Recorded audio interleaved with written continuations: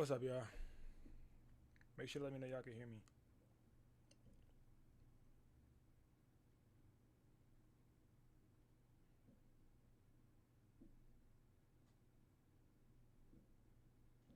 Make sure to let me know y'all can hear me.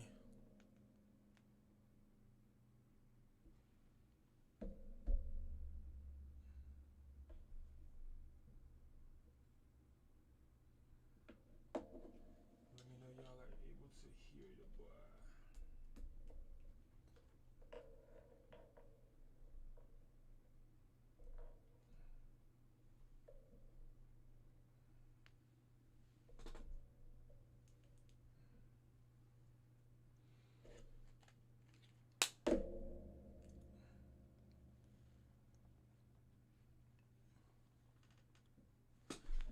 Oh, let's lock in. Let's lock in. Let's lock in. Let's lock in. I'm about to start the class. I'm about to start class. If you guys are already in the call, make sure to join up. We're about to go ahead and start class. We're about to go ahead and start class, man. I'm going in early. I'm joining in early. I'm joining in early. Joining in early.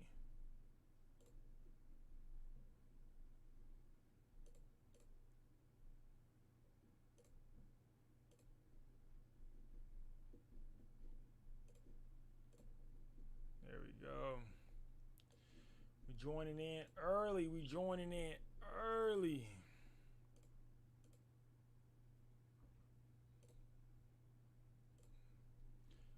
Y'all should be able to hear me. If you guys are in class right now, make sure you're able to hear me.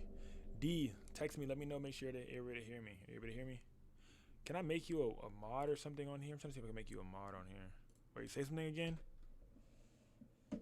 Oh, there we go. I'm trying to see if I can make you a mod on here, like another moderator on the live, unlike the in the class, to be able to allow people in. Oh no. Cause while I'm talking, like I gotta hit the button to make sure it allows people to join. Oh And I be forgetting. Some people be like, oh, people are waiting. I'm like, oh shit, people are waiting. I'm like, dang. I be feeling bad. Like, oh, somebody's waiting. See, look, people are trying to join right now, so I gotta make sure they join. We in a bit early. We in a bit early. yeah, Talking about, yeah, yeah, yeah, talking yeah. about in it. Talking about in it. Talking about in it. All right, let me get that bit straight together. All right, let's see. Let's see. Let's see. There we go. But I gotta change the thumbnail of the video for YouTube. Cause I still got that You bitch. looking at a 10K I still screen? got it. I still got that bitch saying road to 10K, bro. I'm tripping. Yeah, little lazy ass. I see it. I It's see not it. even lazy. I ain't gonna lie. Like I was trying to do it, cause I'm trying to set it to where I change it every live, right? But it goes back because I have that set as my default. So I need to have to go back and try to set my default again. I forgot how to set the live defaults. When you go live, it automatically shows whatever thumbnail you use, whatever thumbnail you had last. So it keeps using that thumbnail. I'm not gonna lie. I missed the whole first class and assignment. Did you make it up though? Did you make it up? No, no, you did not. You should go make that up because y'all last got a quiz at 8:15. Y'all last got a quiz at 8:15. Yeah, you thought I was playing. Yeah, we're back at it again with a quiz on last class's Again information. today? Yep, on last class's information. A little quiz on last classes information. I don't even know what it That's is. If you go to the are you in the Google Classroom? If you're in the Google Classroom, it will be under classwork. So under classwork, you see all of your assignments and stuff. So in the Google Classroom, go under classwork, and it will show up under all your assignments, and you'll be able to see it. So it'll say week one, assignment one, week one, quiz two, things of that nature. Then when we go into week two, it'll say week two, quiz one, week two, quiz two, or week two, homework one, week two, homework two. So I'm like working on that labeling system, trying to make it a lot better for you guys, make it easier for you guys to be able to see and understand. Copy that. I'm the problem child already. Nah, you not. You not the. You not. You not. Bro, we got Who was the hall monitor? He was getting their ass last time because everybody was putting in they. Bro, you not. You're not alone, bro. A lot of other people. Yeah, you're not alone, bro. 'Cause I know out of all people, you'll take it serious. There's a lot of people that are in here too that still don't take it serious. They kind of take it like a play class. Like I'm trying to make this shit serious. I do understand that I need to like do better on my language. I'm trying to be serious, but still, like I do want people to take this serious. You know, not take it like play. But nah, for sure, you good, fam. You're good. All right, I'm about to go ahead and get this live going. We got 2 minutes left. I'm about to go ahead and get the lives going on the different channels and pages and things of the nature and sorts of the sorts. if it can start. Here's the live going for everyone. I need a new title. Oh, class 2, so live.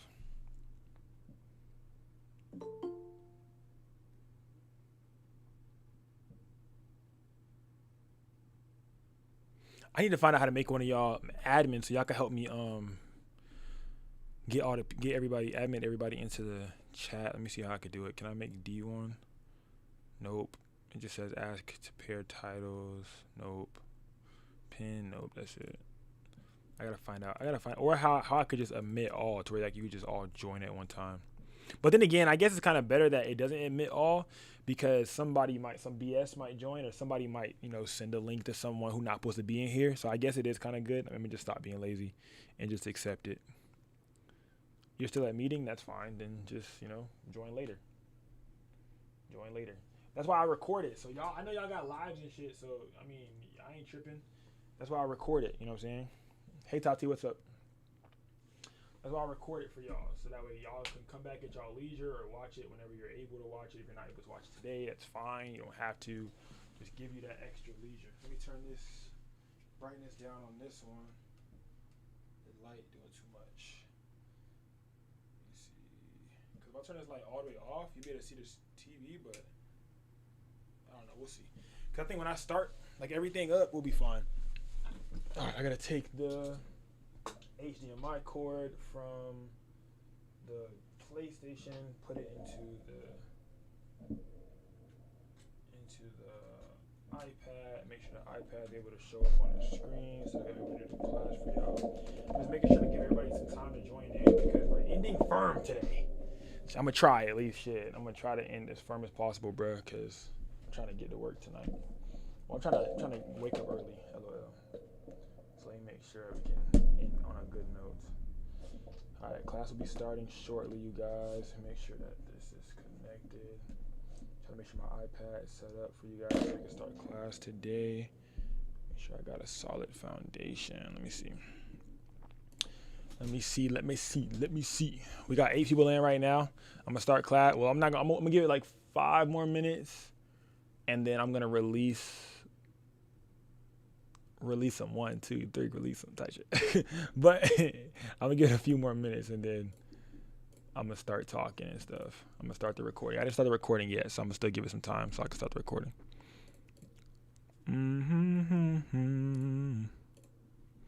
Giving everybody some time to join in. Cause I said 8 o'clock and I did join early, so it's on me. Cause I definitely did start early, so yeah, some time. Give y'all some time to join in, load up. There we go. We got another one joining. That way Wicked was 1 minute late. 1 minute late. Wicked is 1 minute late. Everybody else on time. Wicked 1 minute late. Let's see who else starts straggling in. Let's see these stragglers.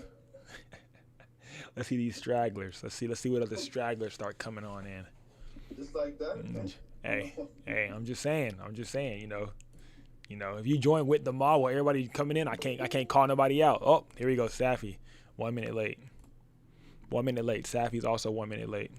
Let's see who else comes in. Let's see who's gonna be 2 minutes late, because now it's 2 minutes. Let's see who else is here 2 minutes late. All right, bet. So it's still connected. All right, I'm gonna make sure it still works. Cool. Yeah. We getting into it today, man. It's good, bro. We vibing good. Y'all about to get another quiz. Y'all got a quiz in 5 minutes, but I'm gonna let everybody else get in here so I can get a little quiz on last class's material. If you don't know, then just do your best, I guess. But if you already watched the video from last class or were actually participating in last class, then you should know the answers on this quiz. Yeah, very straightforward. If you didn't, then still take it and do a bad job and just figure it out afterwards, because we'll go over the answers with you guys. So still do your best. If you haven't already, definitely you should watch last class's video recap. I made a shorter recap for you guys as well, because I know obviously the call was pretty long. So I made a shorter recap. It was 1 hour recap of the call as well, on Patreon as well for you guys to watch. And yeah, so you guys can still watch that if you want a more concise vibe of it. I did like a talking head video of me talking and explaining the different points and explaining the different things that we kind of went over on class. So that way, like, it wasn't too drawn out of a recording. So you guys still have the full class recording, and then you have a 1 hour recap of the class's recording to kind of help you guys a little bit more to be able to understand everything that was in there. So we got 10 participants in here right now. I'm gonna give it 2 more minutes before I start. 2 more minutes. Hey, bro, so on Google Meet, right, it doesn't show your full screen. Like, I can't. You gotta hit the so you gotta click me. So click me and click pin. So it's gonna say pin speaker. So when you click on my face or my head, it'll say pin. Then you could pin the speaker. You could pin the speaker. So me. So yeah, if someone else starts speaking and they're showing their screen or something like that, you do the same thing for them. So like I know last time Sham was showing her work, you can click on that person that's speaking, and then you can pin them, and then it'll show them in big screen and stuff like that. So yeah, appreciate it. All right, we got another one, another straggler. Jay's 4 minutes late. We have Jay is 4 minutes late.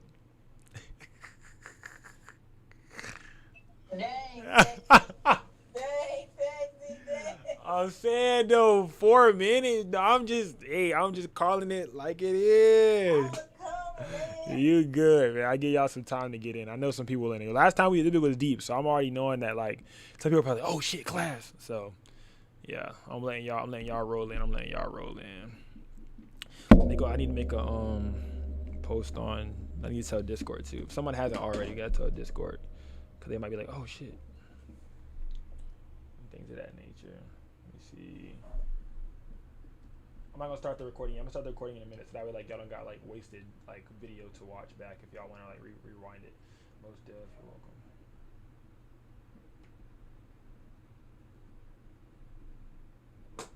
Did anybody see the scam post I posted today about the scam? Yeah, that happened today. So that literally happened today. So what I try to do, yeah. So what I try to do is I try to like, if something happens to me, I try to create a lesson out of it immediately. So like it literally happened, and within that same hour, I was like, okay, let me create a lesson or try to create an example out of this exact thing that I avoided, so that way no one else gets hit with the same thing.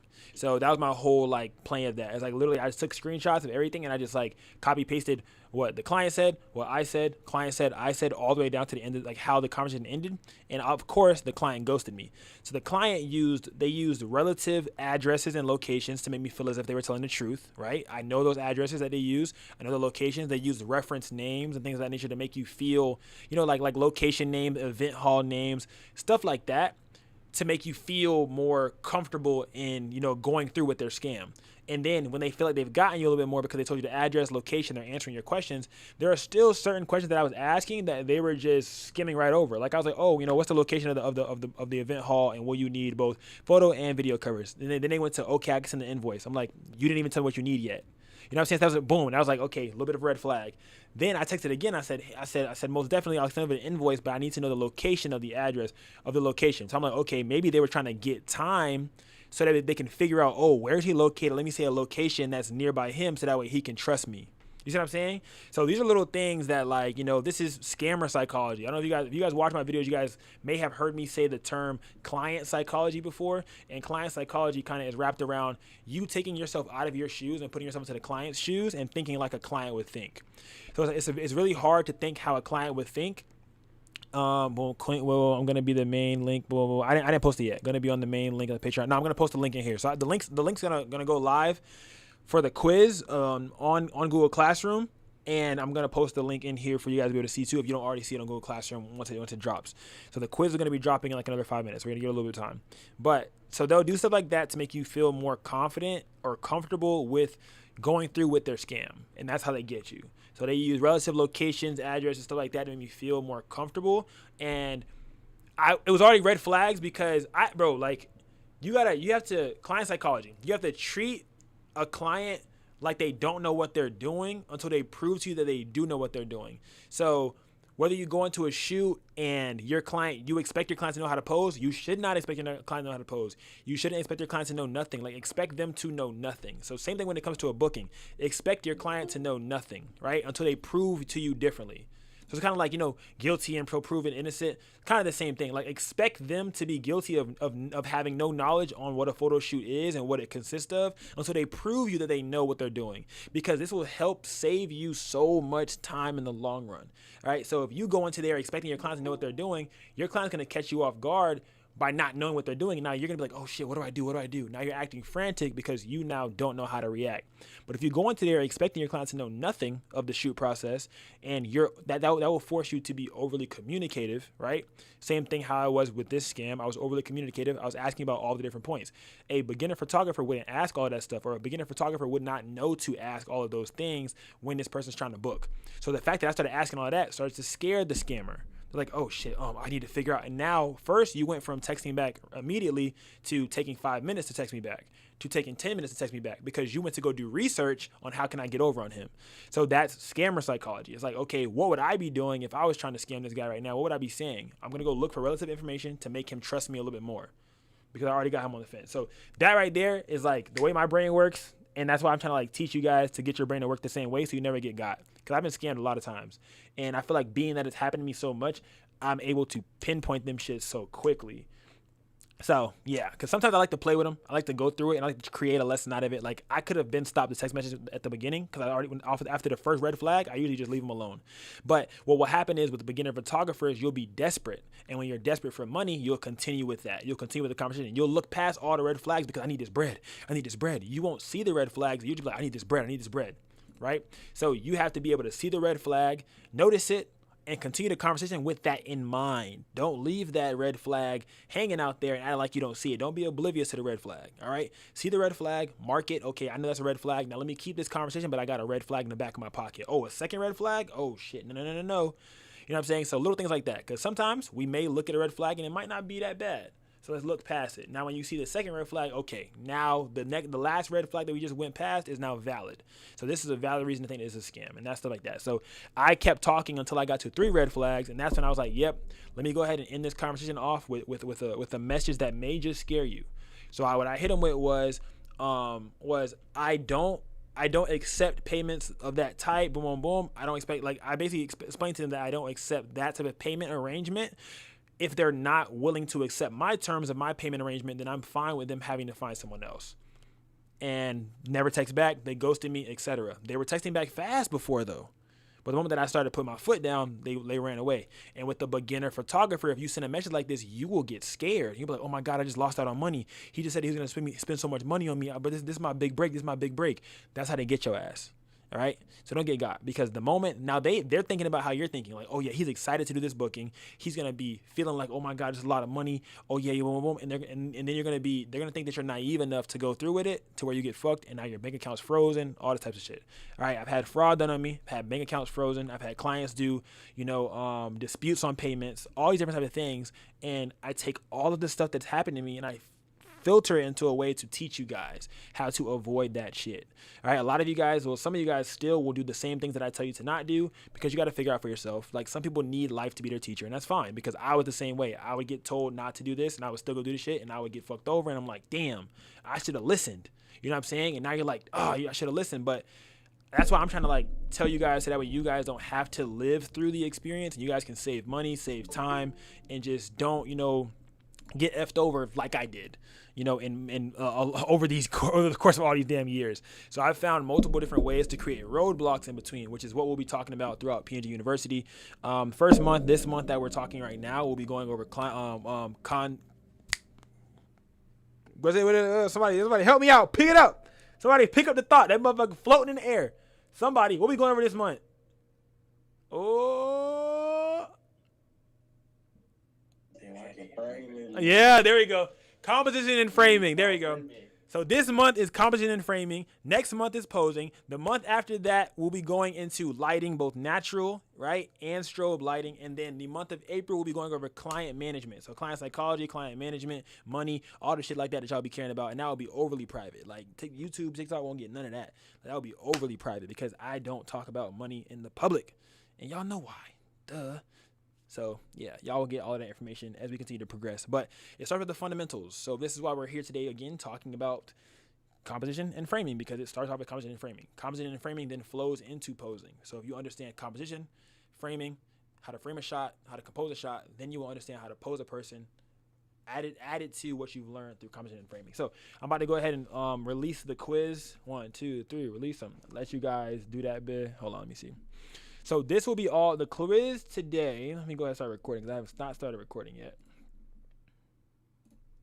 All right, what to do, familiar? Today is day 2 of our class. So our first class was on Monday, and now this is class 2, which is on Tuesday. So if you guys go into the class work, you guys will be able to see for your classes and courses to keep it in the mindset of you guys know, oh my God, I'm behind, or you join late. Oh my God, just look at it. It'll say week 1, assignment 1, week 1, assignment 2, week 1, quiz 1, week 1, quiz 2, week 1, call 1, week 1, call 2, things like that. Week 2, call 2, and it'll just go like that in that order.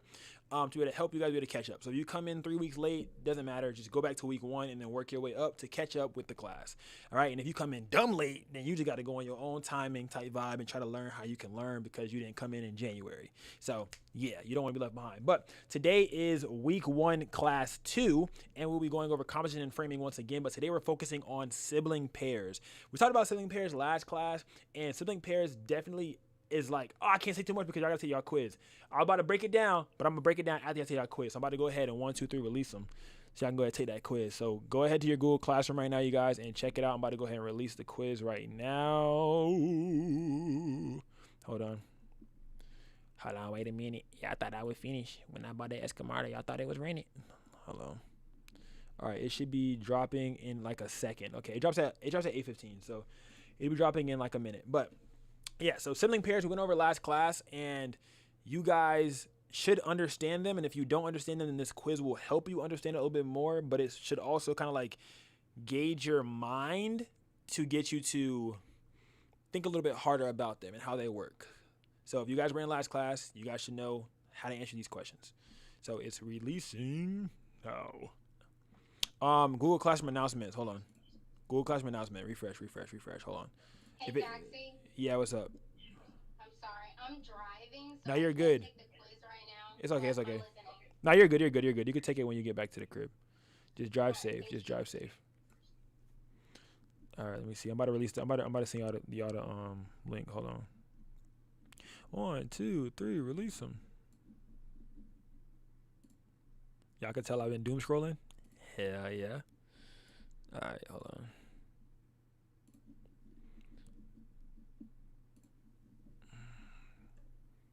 I'm trying to freaking.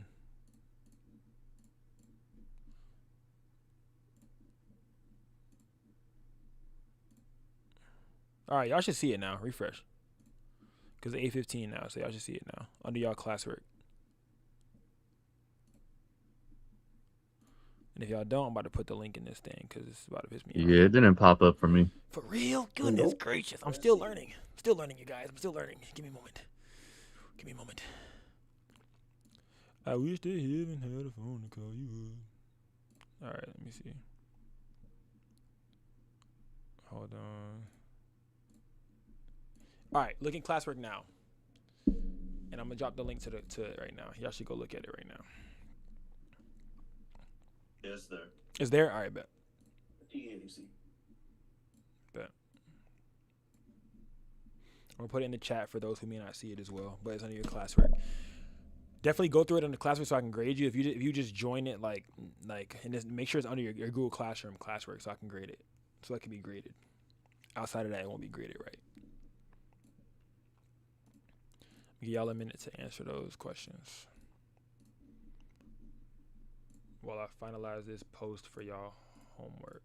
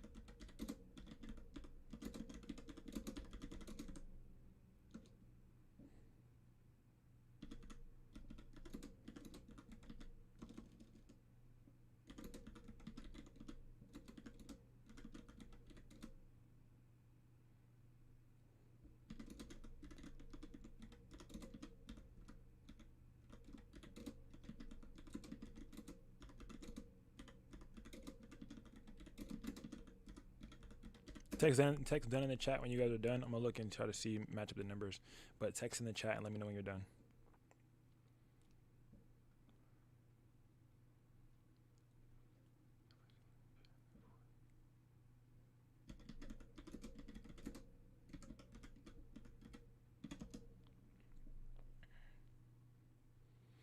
TikTok, Instagram, and YouTube. If you guys are looking to be a part of the class, definitely join. I'm putting the link inside of the chat for you guys, or the link will be in my bio for you guys to join and become a part of the class.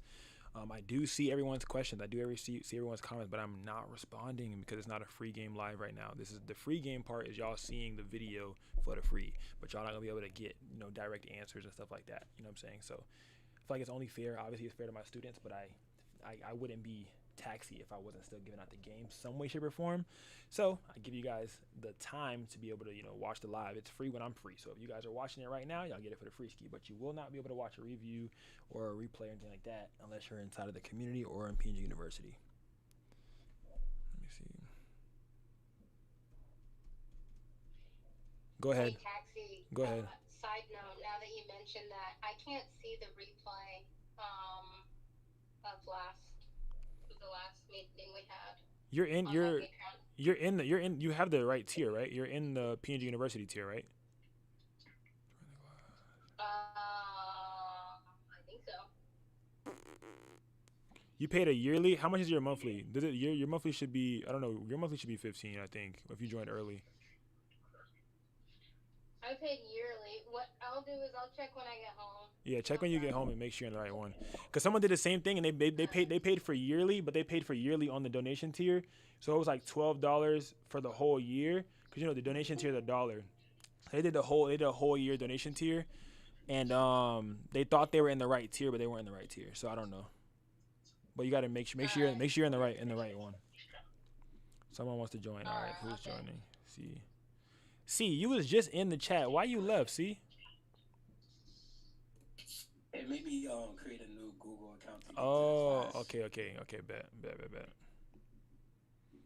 That's chill though. Oh, you weren't in. Okay, yeah, I remember you had messaged me and you weren't in the class yet fully.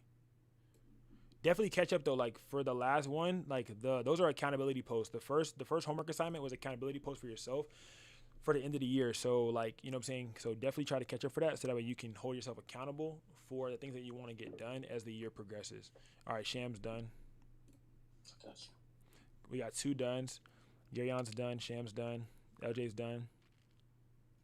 Let me know when everybody's done. All right, you guys. I'm waiting. I'm getting y'all homework ready too, though. No cap. Homework, yes, and it's due on Monday. Let me see. This is gonna be fun, though. I think it's gonna be you guys applying what you learn. So I think it'll be cool. I wish they hadn't had a phone to call you up. Let's see.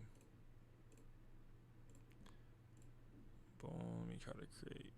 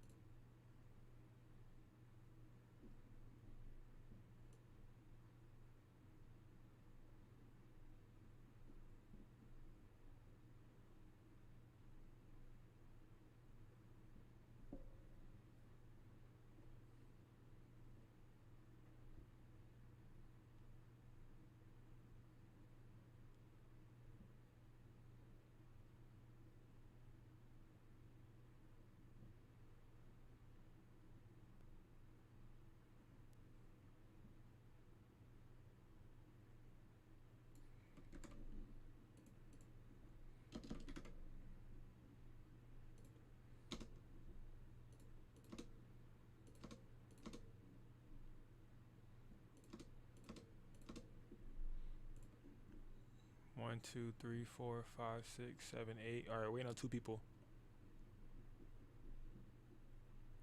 Oh, we ain't on 4 people. Never mind. We ain't on 4 people. Wait, I thought I saw a question.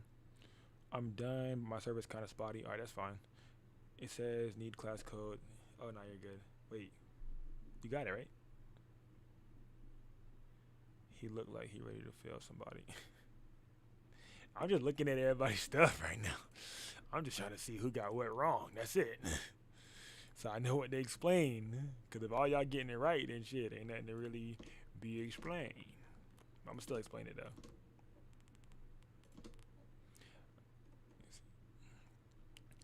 I'm also about to, right before, I'm gonna explain the homework before we end class too, though, to like make sure that you guys understand it, so that way no one's like, hey, Tax, you got a typo type shit. So just make sure that everybody knows what's going on.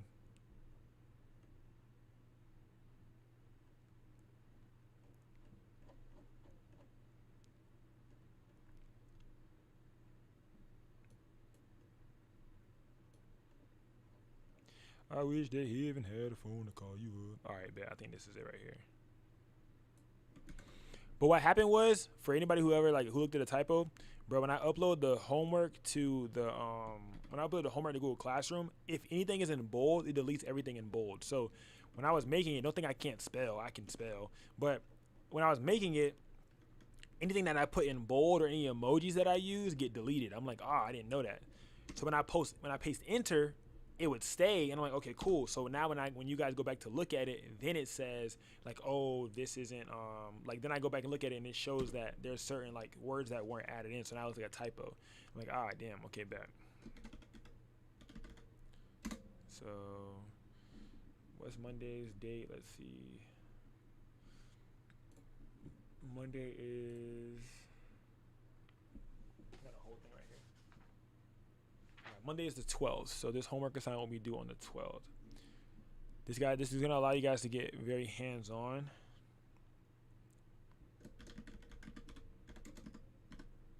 It's not crazy, too. I mean, it's gonna get crazy, but this one's not crazy so far. I think this one's very, very simple. Maybe too simple.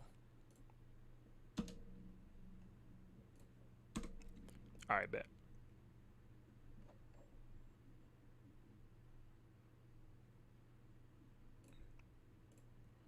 Due date for the 12th. All right, let's lock in. Everybody's done. Bet. Wait, that low-key had me lost. What you mean? All right, bet. Let me pull up this quiz.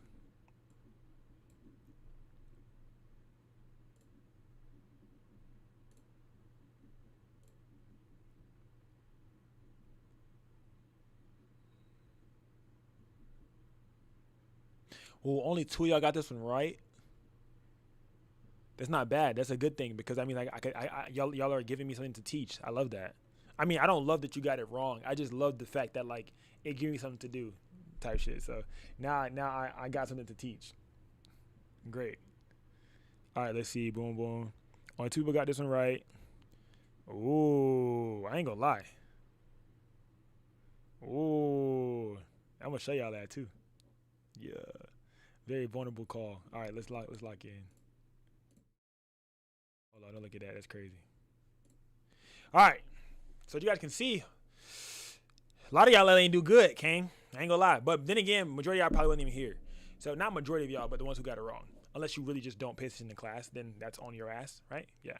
So a frequently missed question that we had was, framing works best when paired with what?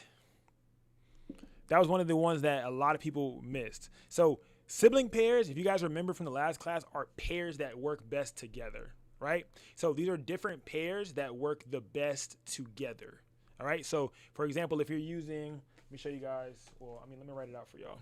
I think I wrote it out last class for y'all. Literally, I wrote it out for y'all last class. So this right here is an example of the sibling pairs. So this is a bro-sis relationship, right? So each pair, who's joining the class right now? Is there somebody waiting to join the class? Let me make sure. I'm trying to make sure y'all all in here. Yeah, okay, bet y'all all in here. Cool. So each pair, if we can see, I'm trying to pull this over more so I can see it even better for y'all. Each pair has a sister-brother relationship, so like a sibling relationship. So for the first one, you have rule of thirds works best with leading lines, right? These are a sibling pair. You have framing works best with negative space. This is a sibling pair. right? I left this on the screen last class too for you guys to be able to write down on purpose, because then boom, surprise quiz on this exact same thing. Framing and negative space work best together. Balance and symmetry work best together, right? Depth and layers work best together. So if the question that's at hand is which pair works best with framing, right? Taxi had an issue. I had to step out. No, you're good. You're good. You're good. It's okay. It's okay. I know life be hitting. Y'all are good. Y'all are good. So the question was, which pair works best with framing? Or reworded, framing works best when paired with which rule, right? So each one of these are a rule, right? These are 8 different rules. So you got one. Can I write on this? 1, 2, 3, 4, 5, 6, 7, 8. These are 8. The 8 rules of composition and framing, right? So framing, by definition of this, right, works best with which rule? Somebody answer the question. Negative space. Exactly. Framing works best with negative space. Only 3 of you guys got this right, right? So out of 12 of y'all, only 3 got it right. So I want you guys to note this down and remember this, all right? Because it's going to help you on your homework, right? Your homework is a physical out in the field shoot. If you don't have clients, does not matter. If you don't got a person to shoot, doesn't matter. There's so many different ways to be able to show and promote these. So I'm going to just tease your homework, LOL. It's going to be 3 images. You don't have to write this down because I'm going to post it. You don't have to write it down. I'm just telling you so you can start getting your brain jumbling, right? So it's going to be 3 images that use 3 different sibling pairs, and then 1 image that uses sibling pairs and a cousin. All right? Can someone explain what a cousin is when it comes to sibling pairs? Isn't that when you borrow from one of the other groups? There we go. That's exactly what it is, right? So a cousin, for example, if I'm using framing and negative space together, and damn, I still can't get my image to look the way I want it to look, what I got to do? I'm going to borrow from one of these other pairs. Maybe I'll use depth, maybe I'll use layers, right? So that's going to be your 3rd image. So your homework is 4 images. 3 of them will be using one of the different sibling pairs. So I might do 1 photo using the first sibling pair, 1 photo using the second, 1 using the third, or the fourth. Whichever one you feel the most comfortable with, do that. But on the 4th image, I want you to get saucy, all right? You're going to use one of the sibling pairs and some cousins. You can use 1 cousin, 2 cousins, 3 cousins. You can use all they ass. You know what I'm saying? I want you to have some fun with this one, all right? Try to not use photos that you already took. That's low-key cheating. I can't tell if you did or not, but this is for yourself and your own growth, because I'm pretty sure the image that you've taken in the past, you didn't know this knowledge before. So now that you know this knowledge now, you can apply it to the image that you will take in the future. That's the whole goal, all right? That's the whole goal, is to utilize these for the future. So that right there is the example of a sibling pair, and that was that bonus to get you guys some extra points. But only 3 of you guys got that. So we have some high achievers in here that did really, really good. All right. So we're going to go ahead and go down. Let me go ahead to this next question. For the first one, that was a non-bonus question. The first question was, what does sibling pairs even mean, right, when it comes to composition, right? So a sibling pair, which all of you guys got this one right. I don't have to go over this because all of you guys got this one right. Let me go ahead and join into the. I gotta add like a second professor or something, because boy, trying to admit everybody into it is like the hardest shit to do. Our newest student just joined the chat and she's late, 31 minutes late. Hello, how are you doing, miss? Nice to meet you. Go ahead and talk to the class and say hello. We're waiting. Yeah, where's the hall monitor? Where's the hall monitor? The hall monitor not even here right now. The hall monitor, he's supposed to be.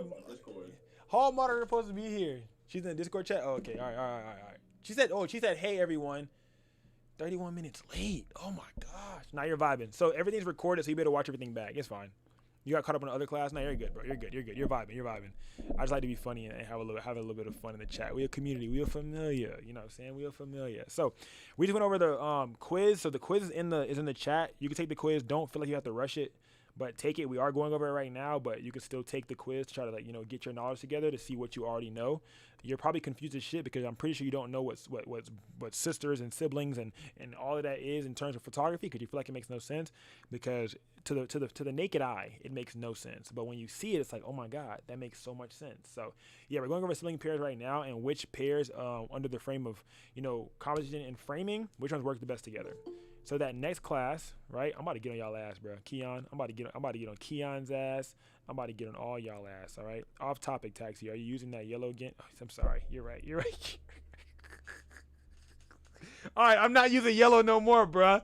I'm sorry, okay? I be forgetting.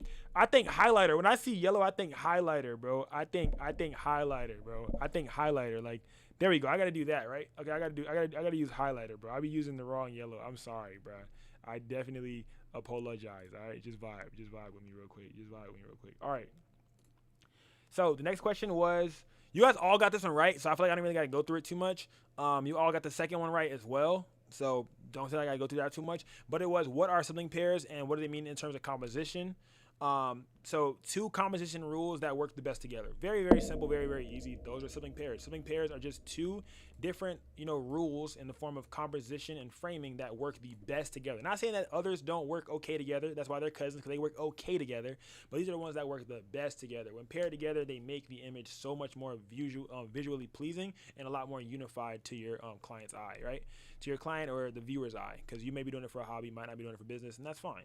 So for the viewer's eye. So why is negative space important in a sibling pair, right? So it helps guide attention and create balance, right? Can someone explain this one? I want to explain it, but I want to see what you guys know, because you guys got it right. So someone who hasn't spoken already, explain this question to try to see, where your head's at. Because I can explain it one way, but I want to see how you thought it out. So why is negative space important in a sibling pair? Like, basically, what does negative space do? Is basically what it's asking. So you got to know how to decrypt the question. Well, I mean, there's nothing to look at in the negative space, so I guess naturally your eyes just gravitate towards the subject a lot easier with that negative space there.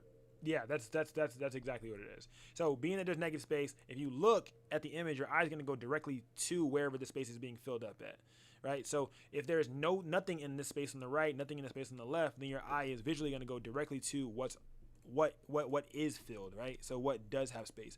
So for an example of that, where's it at? Hold on. So for an example that can help bring this together for you guys a little bit better would be right here. I was trying to be saucy and I was trying to make slides and stuff, so just vibe, all right?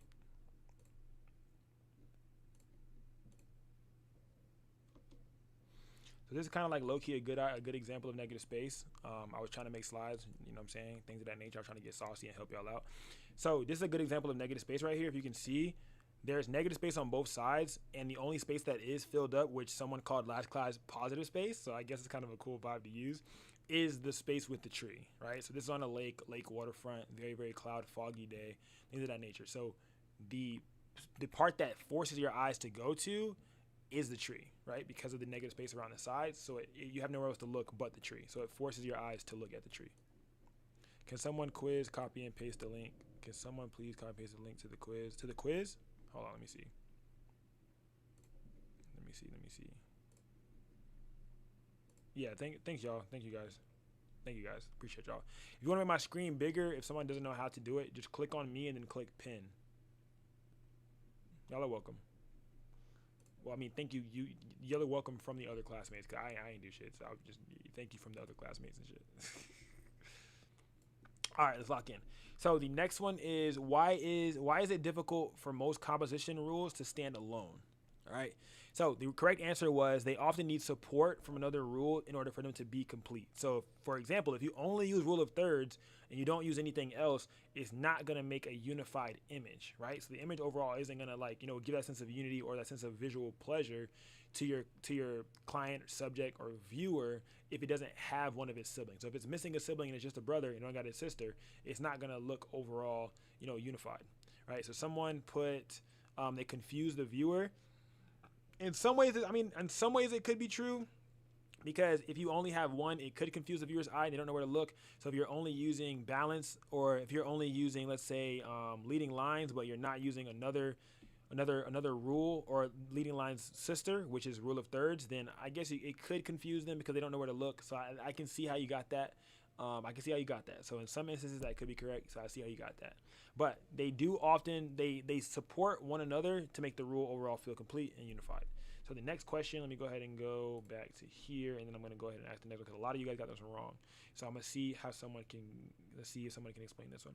All right, which rule, this is another low-key easy one because I just said it. So which rule pairs the best with rule of thirds, right? So the answers are leading lines, negative space, symmetry, and layers. A lot of you guys put layers, a lot of you guys put symmetry, right? So I can see how you got those, right? But the answer is leading lines, simply because in the rule, it's literally right here showing you guys, right?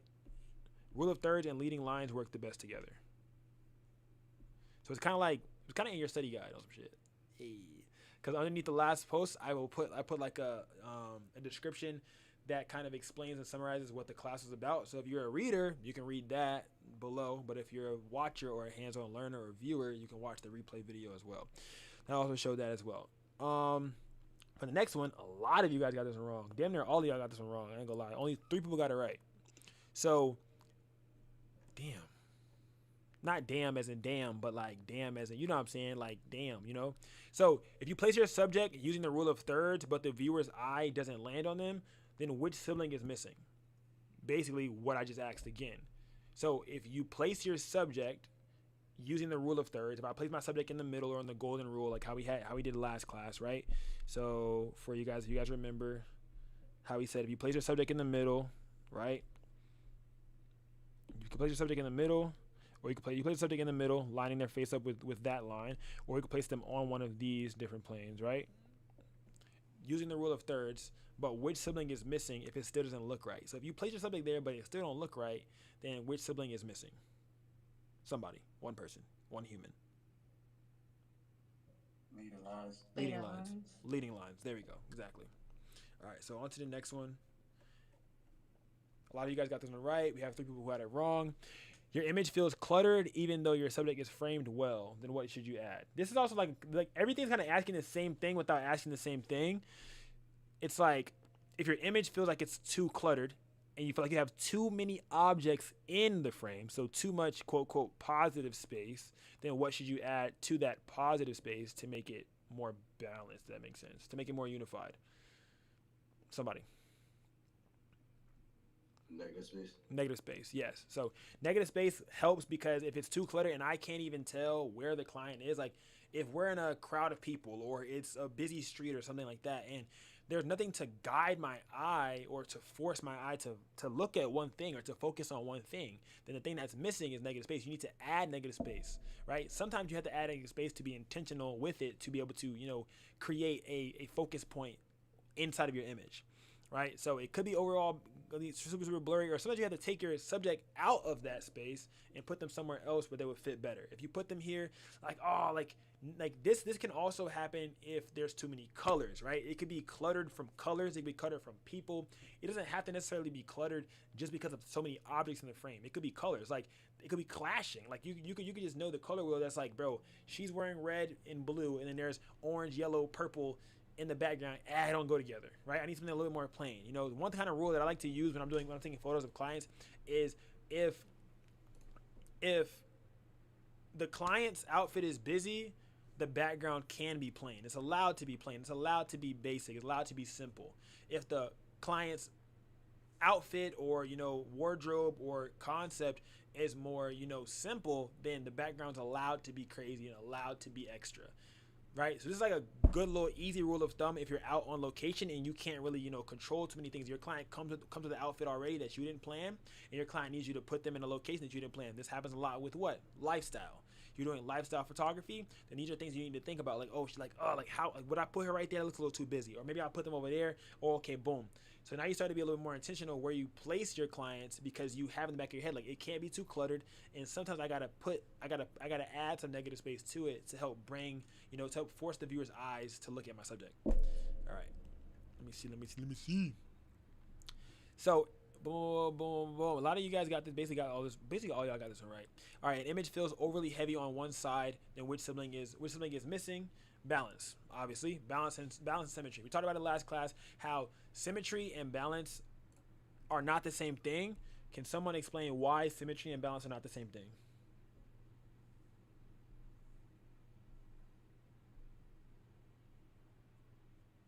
You back one more time? Can you explain why symmetry and balance aren't the same thing? What makes them different? If I'm not mistaken, isn't symmetry like when it's the same on both sides? And then balance is That's a trick question. The same amount of objects. okay. So balance. There you go. Yep. Boom. Balance is based off points, right? So symmetry, majority of the time, is an exact mirror, right? So if you have tree, or you split a tree in half, you take a picture of the tree down the center. You got this amount of tree. That's symmetry, right? You got bushes, symmetry, right? You got car, symmetry. Buildings, symmetry. But if you have buildings, cars, now it's balanced. It's no longer symmetrical, but it's balanced. And those two work together. That's probably like one of the strongest sibling pairs right there, because that shit right there, like between, let's say but let's say sibling pairs wise, which I feel like are some really strong ones. Symmetry and balance, and then depth and layers, them are some strong ass pairs, bro. Like you put them two together, them are some strong pairs, because it doesn't have to be symmetrical, but it can be balanced. But it doesn't have to be balanced, but to make it symmetrical. And these two right here are some strong pairs. And then depth creates makes your image look more 3D. It adds more life to your image, right? So if you create something in your foreground, put something in your middle ground, put your background, sandwich your client where you want them to be at in level of importance, right? If the object or the image is the thing is more important, you can put them more to the front or put them in the middle. But if they're less important, you'll put it to the back, or you'll put it in, different, to make so that way the viewer focuses on what you want them to focus on that is important, right? All right, so boom, bam, whap, bam, bow, right? And then all you guys got this one right. What does it mean when you call it a cousin? I already asked you guys that. You guys got that one right. Then we have the last one, true or false, right? Strong images usually rely on multiple composition rules in order for them to work. True. Somebody said false. You were wrong, my friend. You were wrong. All right, bet. So I'm gonna release the homework, but I'm gonna also go over what it's gonna be and what I kind of want to see from you guys. I don't give you guys examples on the homework on purpose, because I don't want you guys to just do what I do, bro. Like, I know when I was in school, bro, I just did what the professor did. The professor, you did it like this, bet. I'm going to do what you did. I'm going to just change a lift, But if I don't give you an example and I just give you words, it forces your brain to just flourish. It just forces your brain to just think and just create and just do what you feel is right. And I feel like that right there is the best way for you to get your brain going. So I'm gonna go ahead and show you guys again a few of the images that I have. And I'm going to go through those and then show and ask a few questions like how we did last time to kind of get your brains back to refresh to that. And then we'll talk about the homework for you guys to be able to do, which will be due on Monday. So the homework will be good to give you enough time to be able to do it, because it'll be due on Monday. So you'll have like a whole week to be able to get it done. But I'm going to go ahead and look at a few images right now that I've taken and have you guys break it down. I'm trying to use different images than last class, so that way, you know. All right, so... And then some people who didn't answer last class, let's say, for example, we have like 3 new students. So I kind of want the new students to answer if possible. If you guys are able to speak, then it would be cool. If you're not able to talk, then try to just type it in the chat once I ask you guys about these different images. All right. So I'm going to use one of these images right here. If it loads. All right. Do it in a week. Hey. All right. So one of the new students... Which sibling pairs do you guys see in here? It doesn't have to be necessarily a pair itself. You guys can just kind of call out each individual rule. So each individual rule, there's 8 of them. So there's 8 different rules, but then there are sibling pairs. There's 8 rules, 4 pairs. So 2, 4, 6, 8, right? So if you guys want to call out, you guys can call out a few of them and then tell me where they are. Don't just say, "Well, there's little us," and don't tell me where it's at. All right. So tell me what you see and where it is. All right. Call out 2. I need both of the new students, if possible, to call out 2. I wouldn't say y'all name, but I don't want to say y'all name and then do y'all like that. Text you real quick. Yeah, go ahead, gang. For the people that's all struggling in the chat right here trying to get in, can I send this Patreon link directly in the chat? Yeah. You can send it directly in the link. I got the link. Well, yeah, send the link. No, I just said it's because that's the same shit I was looking for earlier when I had hit you. It's the code link. Yeah, it's in the beginning of. So if y'all go to Patreon, if you haven't already, it's on day 1. Yeah. So under Patreon, in the Patreon, it's under the collection, the PNG University collection. Make sure y'all click it, and then register. Yeah, I just sent the link over there. All right, bet. Appreciate you. You. But my bad. Can you repeat your question for this picture real quick? Which sibling pairs are at work here? So which sibling pairs do you see at work, and then which ones? So say which ones, and then Say which one. Say the rule names, and then tell me where they're at, so I can mark them out for everybody. Could you say depth? Oh, I'm sorry, my fault. No, go for it, again. You got it. Go ahead, Keon. I said, could you say layers, not depth? Could you say layers and depth? And what are they? What are they? What do you see? What do you see as layers, and what do you see as depth? Oh, you made that off. So the front of her, wouldn't that be the front layer? She would be the middle layer, and the background would be the back layer. So Foreground. you're saying that you're saying that it can go multiple ways, like you're just saying, Keon. So you're saying she is what layer, Keon? The middle layer. So she would be middle layer. So what is the front layer? It would be what's in front of her. So I guess you say the bridge. So that's in front of her. Here she would be the foreground, because she's the first thing. So there's nothing blocking her. So for example, if there was like a something right here blocking her, like a bush or something that I couldn't see her, the bush will be foreground, then she will be middle ground, right? So being that there isn't that there, then she is the foreground. And the thing that's connected to her is also foreground, right? So her in red is foreground. All of this, it would be foreground. All of this could be foreground, could be seen as foreground, right? Then you have that middle ground, right? I'm going to go ahead and use that in blue, which would be everything that's inside of here, middle ground, right? So I'm breaking it apart so that you guys can see it a lot differently. This is all middle ground inside of here. Then you have that background that's fully back here, all this green, which is everything else that's behind her. This tree is also a part of that middle ground. So I'm going to color that too, because it's also in that middle plane. So basically what I'm trying to teach you guys how to do is break images apart into these differences. So you have that foreground, which is the red, middle ground, which is the blue, background, which is the green, right? So you can also even further say that this has that depth, right? So it makes the image look a lot more 3D, because this blue crosses over after that red. So it adds depth and it adds layers to it, right? It's layers, it's layering it.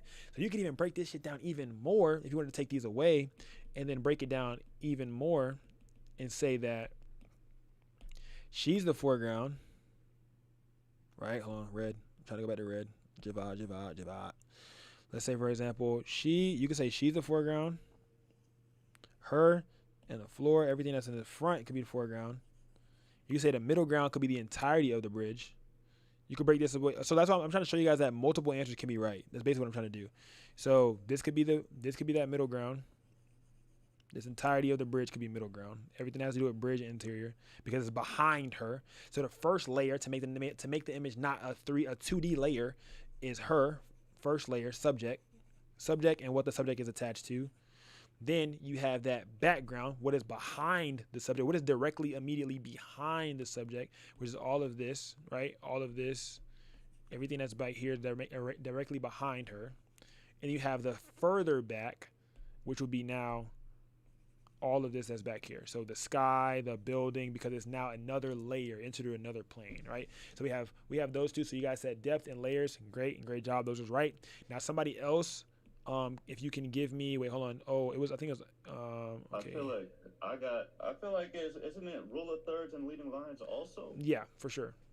Even balance and symmetry, I feel like I could spot there as well. If you're saying like she's almost center with the tree, and then the trees on the left offsetting the building on the right. But then the rule of thirds and leading lines, like all the wood posts right there leading directly to her, the trees itself, and then her thirds also, I feel like it's a bunch of brother and sister going on right here. Exactly. And that's why I try to show you guys that you can use, let's say, for example, your initial eye. When you're looking, your initial eye goes directly to a sibling pair. And then your second eye goes to a cousin, right? So when I first looked at this image, before I took this image, I was like, oh shit, I'm gonna line this up right there. My first sibling pair that I looked at was leading lines. The first thing I thought about was leading lines. I was like, oh bro, I was like, oh yeah, boom. So I looked at the leading lines. The second thing I thought about was the layers. I said, oh shit, it also is doing this. So when you're looking at an image, or before you take the photo, when you're looking at it, before you look through your your viewfinder, or before you look at your camera, you try to look at it and see what is at play here and where should I place my subject. She wasn't even standing here before I decided where I wanted her to be put at. All right. So before I even placed her here, I already saw this without her in it. And I'm like, oh my God, if she goes right here, this will look great. And everything will be lined up and it will make a perfect image, right? Cool. So I'm going to go ahead and show you guys another image. And then I'm going to have some different people answer. Try to get you guys' brains going. Because then that helps you the best is when you look at photos and you look at images, it helps you a lot more to be able to, like, you know, actually gauge when it's time for you to shoot it. So it's time for you to do it. When it's time for you to take a photo, you can look at it as well. So new person, we're going to have go right here.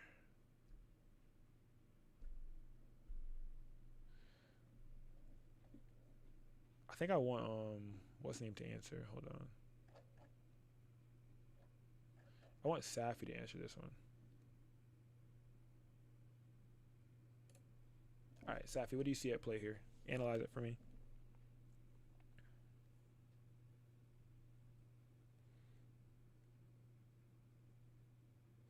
Safi, are you available? Oh, can you have layers without depth? And vice versa. Can you have layers without depth? Can you have layers without depth? No, because, right? So, damn, I should probably go back to the other image and explain that. So, no. The reason why I'm saying no Can is you hear me? because, oh, there you go. Shit. Yep, good job. But, Okay. so can you have layers without depth is what you were asking. The reason why I'm saying no is because when it comes to, like, sibling pairs, majority of all of them, if you have one, you have the other, which is why they're siblings. Majority of the time, if you have one, then there's an element of the other in it. So with layers comes depth. With depth comes layers. Then you look at a cousin and see which other ones are also in there. So if you have depth is essentially like, okay, what's on this? Depth is like what makes the image 3D. Takes it from 2D to 3D. If you're taking a picture of a wall, that there's no depth there. There's no layers there. It's just a wall. It's flat. It's a 2D. But if you put a person in front of that wall, now it's a little bit more 3D because you have a layer there, right? It adds some depth now. You have something to go behind it, right? So I think the only time that you could have layers without having depth if you had one layer, right? So when you start to have 3 layers, it becomes 3-dimensional, which adds that extra, which creates that depth. So if I had, you know, let's say for example, one hand in front of the other hand, or a hand in front of a wall. Let's say a hand in front of a wall. There's only one layer there because the front layer is the hand, and then there's space in between the hand, and then there's a wall. There's only one layer. It's one layer and then a wall. But if you added 2 layers, now your depth is created. So I guess that would be the only time where you can have one without the other. If it's not 3 things. So that's actually a really good question. So when you're lining them up or trying to create depth in your image, look for 3 layers at minimum to like really create depth. So if you're like foreground, middle ground, background. If you only have middle ground and background, then it still has layers, but it doesn't have depth. So yeah, good shit, Safi, good shit. Oh, but also break apart this image. Hold on, there you go. Let me go ahead and break it up so you could go. All right, break it apart for me. I would say I see balance and symmetry. It has the same things on both sides and like the same amount of elements on both sides with like the railing and the walkway and the trees. Bet. Okay, so each point, so you have trees, rails, floor. That adds that balance, okay. And then you still have the symmetry because it's like the same. Okay, I get what you're saying. Keon, go. You have Keon, is your question about what she just said? It's a different question close to us about the rule of thirds that I see in this image. I had a question about. Oh, go ahead, ask it. Because I was watching the video yesterday and I see you saying stuff about the golden rule. I was wondering, does that building in the white count as something that would be hitting the golden rule? So being that she's not on. Okay, so boom, I'm gonna make the rule of thirds. Yes, yeah, you see where I'm going. So she's on it, right? But being that she's not on one of these, it doesn't create a golden rule. She's in the center. If I were to place my subject right here and had her face right here, then it would have been a golden rule. Because I would have then placed something right here to make it a golden rule. But I would never place my subject on one of these planes if there's not something going on over here. Like if there's not negative space or something that makes it make sense for me to even have her over there. It doesn't make sense for me to even have my subject over there. I won't even do that. You know what I'm saying? That makes sense, Keon? Yeah, that makes sense. I appreciate it. Bet. No, you're welcome. All right, Safi, go back. Oh, shit. C, is it about what we just did? Go ahead, see. Go ahead, see. I'm gonna pay. Yeah, go ahead, go ahead. But no, go ahead. You can continue. Sorry. Okay, bet. All right, Safi, go ahead. I mean, but you kind of already mocked it, but the rule of thirds, the leading lines with the railing. What else? What other? The walkway as well. What other leading lines? So you have a railing, walkway. What else do you see? Work that brain. Work that brain. You already said railings. You said walkway. Maybe is it the water in the background? Hold on, let me see. Is my that line? My thing not working? Okay, there we go. You got rule this. You said walkway. You said railing. And then who said they wanted to help? That was Sham, but I didn't. Safi said something else after that. What was it? What else did you say, Safi? The water line in the background. I don't know if that's the water line. You talking about right here? Like here? Yeah. Okay, yep. That's also rule of thirds. Tree line. There we go. That's what I was looking for. I was looking for tree line. Yeah, that's what I was gonna say. What else though? There's one more. There's one more. There's one more. Need a little push. Is it the umbrellas? No, not the umbrellas. That's what I'm thinking about. Like the canopies? That's a good one right there. Though. Going up though. That's not a bad little. That's not bad. The eyes moving. But then the bottom part of it though, right? You feel me? Like the bottom part of the canopy. I get what you're saying. I get what you're saying. You can write it up. I ain't mad at it. There's one. There's one that I'm looking for that no one said yet. There's one I'm looking for. Y'all can't get no damn hint. That shit right in front of y'all. Someone said her arm. Look at the boys on the floor. The light post. No. Are we looking for another leading line? Or are you? Another leading line. Another leading line. Another element in general. There's another leading lines. Like the main one that made me. It's the like this. There we go. The shadows. It's the one that made me even take this image. Wow. It's the shadows is the one that even made me take this image. You guys watch this behind the scenes. This is the one that even made me take this. I saw these shadows. The shadows are the reason I even put her right here. And the shadows, the reason that the shadows are able to be seen is because we're gonna get into this next month, or not next month, but the month of that. I was using a grid, so I was able to see the shadows. I didn't beat out the shadows. I wanted them to be seen. I was like, oh my God, this image would be so beautiful if I was able to show these shadows. So literally, within my intention, the first thing I saw here were leading lines. So my first sister pair that I saw were those leading lines. So boom, leading lines was the first one that I was like, oh my God, I seen these. I said, oh yeah. I said, these are so tough. These would be so tough to have in an image. I was like, these are tough. Then everything else just kind of brought its way into there as well, right? So everything else, leading lines, leading lines, leading lines, leading lines. But yeah, those shadows, oh my God, the shadows are literally what made me even decide to do that. See, you have another question, or is that the old hand? Is that an old hand? Or is that a new hand? Old hand. Old hand, all right, bet. All right, so I'm about to pull up another one. Let one other person do it. That was cool. I actually, I love that image. That image was so fun, man. Like, I literally looked directly there, and I was like, oh yeah, I gotta use that one right here. So another good one. This is another good example. Another good example of some other stuff. Let me see, show y'all. All right, somebody new, somebody different, somebody who hasn't spoken. All right, go ahead, D. I say layering. 1000%. The first tree to the right. What's layering's sister though? What's the sister of layering? Layering's the brother. What's the sister?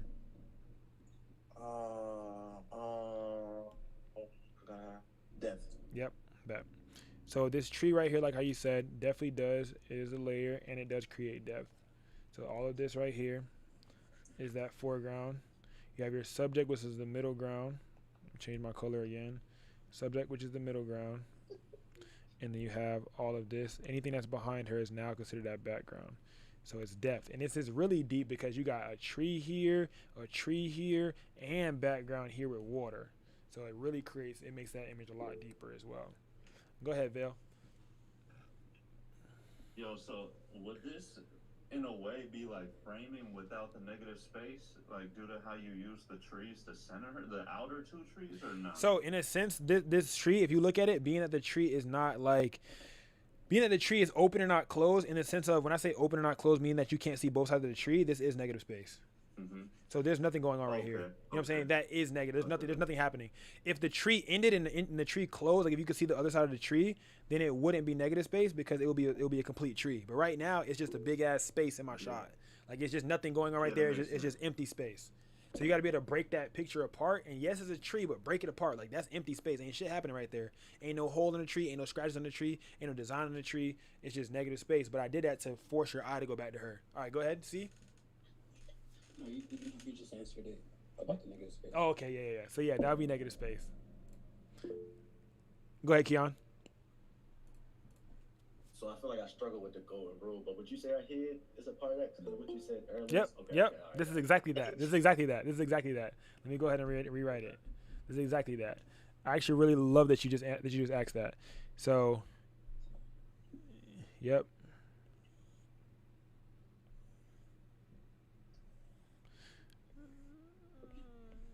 Subject inside of there, tree of significance inside of there. So I added that tree to create that depth. And you see how I put her on one. A lot of the time, what I'd like to do a lot of the time is I don't usually line a subject's eye on this side and then eye on that side. Usually what I do is I usually take that line through their furthest eye. So if I'm shooting them on the right side, I'm going to the furthest eye to the edge of my frame. If I'm shooting on the left side, I'm going to the furthest eye to the edge of that frame. So I lined this line up with her eye when I'm shooting. So I line it up with that eye. I see that it's through there. And if you guys don't know yet, you can, y'all should know by now. Oh shit, sorry, Lorenzo's joining. Go ahead, Lorenzo. What's up, Lorenzo? Welcome to the call. So I line her eye up. If you have your Real Third Grid on your actual camera, you can do this exact same thing and line it right up, bomb, snap it. Line it right up, bomb, snap it. So I'll do this right here, and this creates damn, I just erased it. This creates a part of that golden rule. So now I have her here. So if she's here, I gotta put something else over here. So I added some significance to this because I put this tree here, and obviously her hand, you can't see it. That creates that extra depth. You could tell that her hand's behind here. You can't see the damn hand, but you know the hand's back there. Creates depth, right? Cool. On to the next image. Any questions about what I just said? Somebody? Anybody? Yes, no? If y'all are, or do y'all got it? Y'all are good. Got it. So let me go ahead and do the next one now. And before it gets too locked into with you calling me Vale, that's the brand name. Just call me Ja. I think it's in quotes. I don't know if it shows up on your screen. Bro, I ain't gonna lie, Vale's so hard though. Like I'm gonna call you Jado. I'm gonna call you Jado. No, go for it. I'm gonna call you Jado, cause bro, when I was texting you Dolo, I'm like Vale the Grail, nigga. That name hard as hell, bro. Like I was like that name's so hard. All right, let me see. So these are a few. I had took another one of these, kind of the same vibe that I had did again. I'm gonna show y'all the same image, but from a different angle. Casper, bro.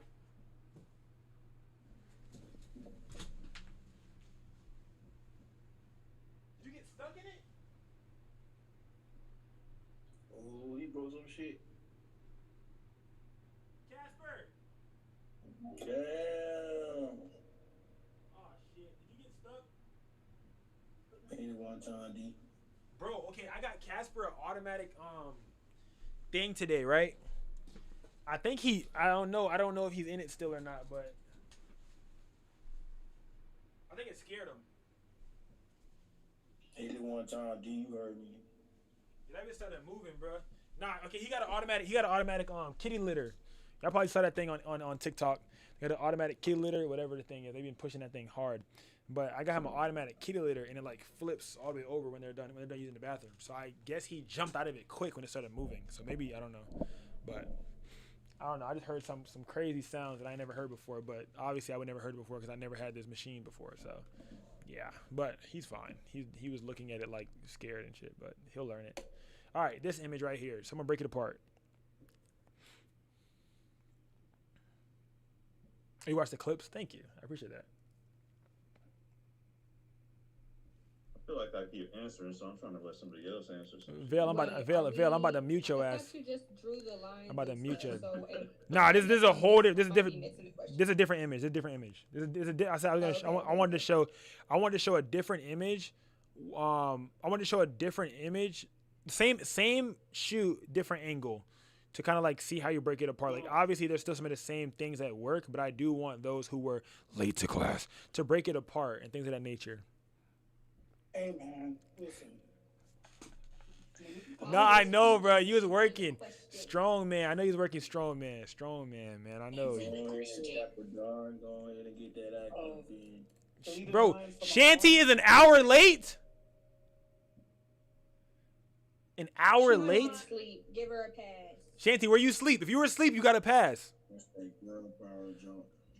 Yeah, I was. All right. Nah, it's not girl Definitely power, not bro. my girl. It's like 4 a.m. for Shanty right now, bro. She on the whole other side of the world right now, Yeah. cuz. So she good. It's She the direction. yeah. Yeah, you good, girl. You good. You good. All right. Break it apart, Dapper. Okay, so leading lines. I feel like is it crazy to say that her arm is like a leading line? Nah, it's not crazy to say it. Like her arm is leading to her. That goes into posing too, you guys, for next month. So you guys keep that in mind for next month when I tell you guys to say like these same frameworks I'm telling y'all right now for a photo. They all also work when you're posing a client. Go ahead. I think someone said earlier, so I'm not gonna take credit, but layers. Mm-hmm. You can see the background's perfect. I think somebody else said that. That's kind of what I have so much. I'm still coming in late. Yeah. And what is? I mean, I don't know if you did. You didn't take the quiz, so you don't know. But you might know from last class if you were here last class. Let me see. I'm trying to see. What is leading line sister? Like sister pair. What's their sibling pair? Do you know or no, Dapper? No, I don't. No. Okay, that's fine. Keon, go ahead. Oh, I can answer for him so he know, but it's rule of thirds. Bet. Yeah. But I was gonna say what you say, layers again. This time I hope I can get it right. So would the tree be the foreground, she would be the middle ground, and everything behind her be the background? Yes. Exactly. Quite literally. Exactly. Okay. So once again, I like to highlight it in color because I like coloring and shit. So foreground, you have her. Okay, bad color to choose. Her, middle ground. And then it helps, like her hand being a little bit behind the tree kind of helps give it away too a little bit, because this right here, like I don't say it's a key part of the shot, but being that it's right here, it kind of adds a little bit. It lets you know that there's layers to it. Like just by her hand being behind, this tells you that she's behind the tree.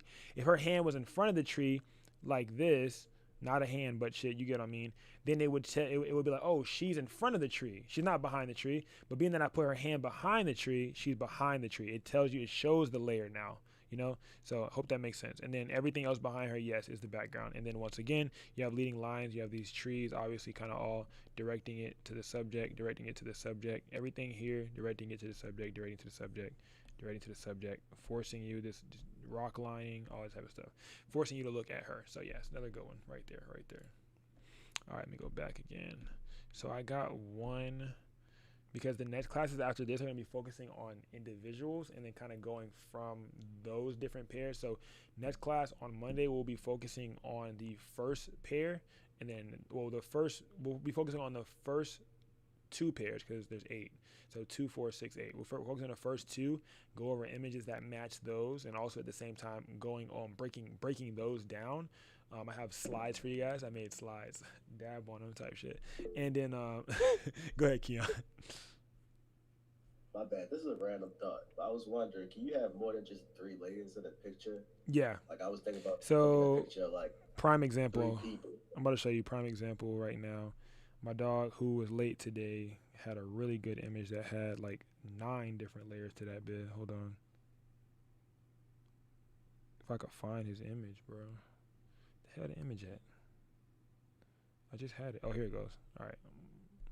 But yeah, this is a prime example. You should have been here last class, I think. I don't know. I don't remember who was here or not, but this is a prime example. So Keon, go ahead and break it apart. There's multiple different layers to this one. Okay, so I watched the class. I know you said she could be the foreground. I believe it was maybe the bricks and the trees. I think she and everything around her to the bricks was the foreground. I think you could have the trees be in the middle ground and the top in the background, right? I think that was one of them. Mm-hmm. And then what's the second one? I think it would just be her being the foreground. Everything behind her, everything in front of her, including the bricks and the trees, would be the middle ground, and everything at the top and background as well. Yeah, so that's another direction to do it. So another way you could do it is looking at it like this, where her and these parts right here be the foreground. You can look at it as this wall up here. Hold on, wait. this wall part I up remember you here. said the sky was like a Back. Yeah, that Like, bit is a yeah. back. And then so you have layer 1, which is blue, layer 2, right? Layer 1 is blue, layer 2 being red, everything that's touching on the red, right? And then you have layer 3, let's say black. And then you know that behind the trees are this building, which you would have. Damn, can I add another color to this bit? Let me see. Ooh, purple. I ain't chose purple yet. Hold on. Purple in this bitch. And you have the building before you have the infinite back. So this has 1, 2, 3, 4, 5 layers to it. So this is a 5-layered image. And you can do this if you were to do, let's say, for example, when I do branding sessions or clothing brands and I layer the people, you can have multiple layers. Sometimes you might have 6, 7 layers. If you have each people, you can put them. Right? That's exactly what I was thinking about. Like, if a brand, if you're doing 3 people in the sheet, like models, that's exactly what I was thinking about. Yep, exactly. That's exactly how it'd be. So you'd be able to put those just like that for that session. Let's see something. So for example, do I have anyone? I have a grad session I did. So this is another, this is a good one I could have y'all break apart. Let me see. Is this a good one? It's kind of like the same one I just did, but kind of breaking apart why I decided to do these right here. So you have these images, right? Kind of the same vibe once again. You guys see how I like doing these different layers. Once again, I mean, no one has to really break this apart because I just did like basically the exact same images as before, but you can see one thing that makes it very significant once again is this hand placement. This tells you what the layers are. Like this hand and this elbow tells you the layers. This tells you that what's in front of her arm is the foreground, and it tells you that whatever is behind this is the middle ground, and then whatever is behind her is now the background, right? So it tells you that.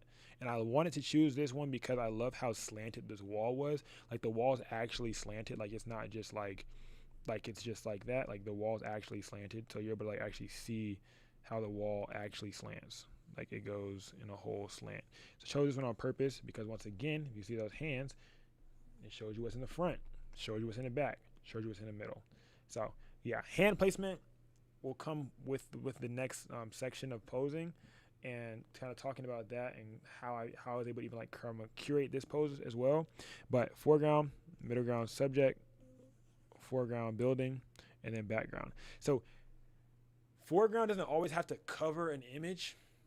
It doesn't always have to, in order for you to create depth, you don't always have to cover them or block them from the front of the image. So a lot of times we'll think that you have to block something off to create a layer when you really don't. So for example, let me see if I have it on this slide. I think let me put one on this slide. You don't have to like put a bush in front of something to force it to be middle ground. You can create hints to it. So my hint usually is a hand.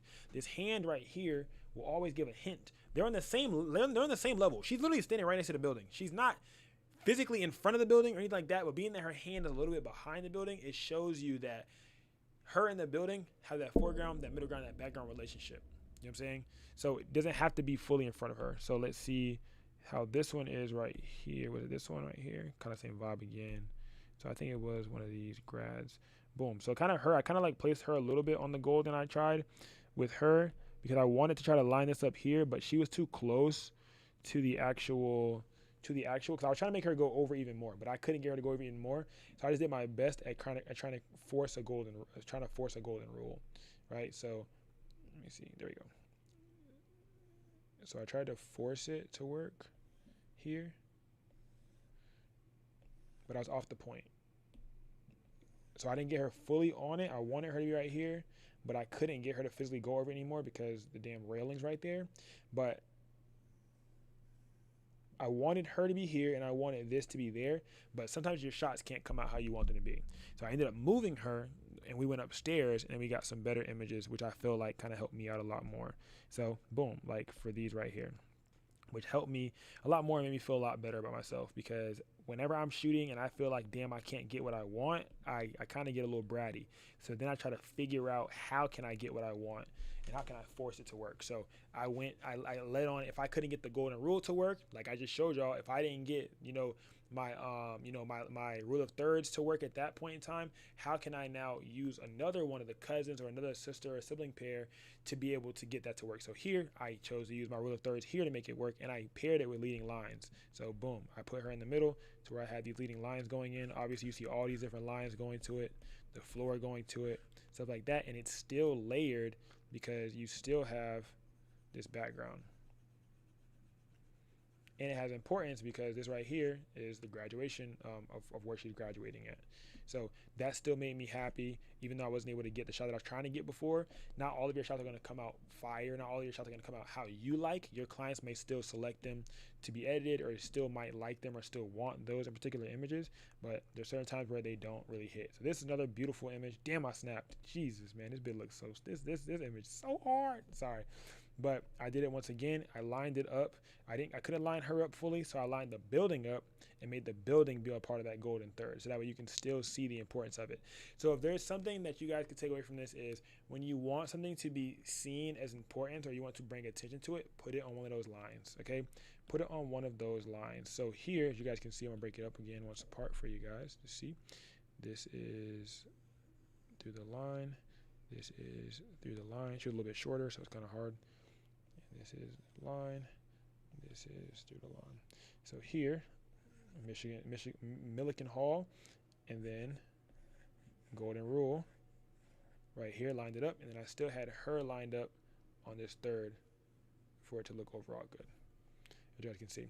Any questions about this image or any questions about kind of what I just said? Yep, there you go. Ahead. I saw it coming. Go ahead, Dapper. So golden rule doesn't have to be the line parallel to that line. It could be a line that's intersecting with that line, correct? Yeah, it could be a line that's intersecting the line because you see how like I circled this one and I also create the box on this one. So the intersection can be these intersections, these intersections, these intersections, these intersections. But the ones that are most flattering usually to a viewer's eye are usually these top two. So using these top two usually, because if I put her head down here, you guys be like, what the hell is that? You know what I'm saying? So that's kind of like, these are usually the ones that work the best, especially when shooting portraits. So we're talking about portraiture mainly right now. Sean, go ahead. Would you say this is an image that has like good symmetry and balance to it? Yeah, so I would say this one's balanced because you have, well, you tell me why. I would say yes, but now you tell me why. Because you brought it up. Did you bring it up because you don't know, or you bring it up because you do know?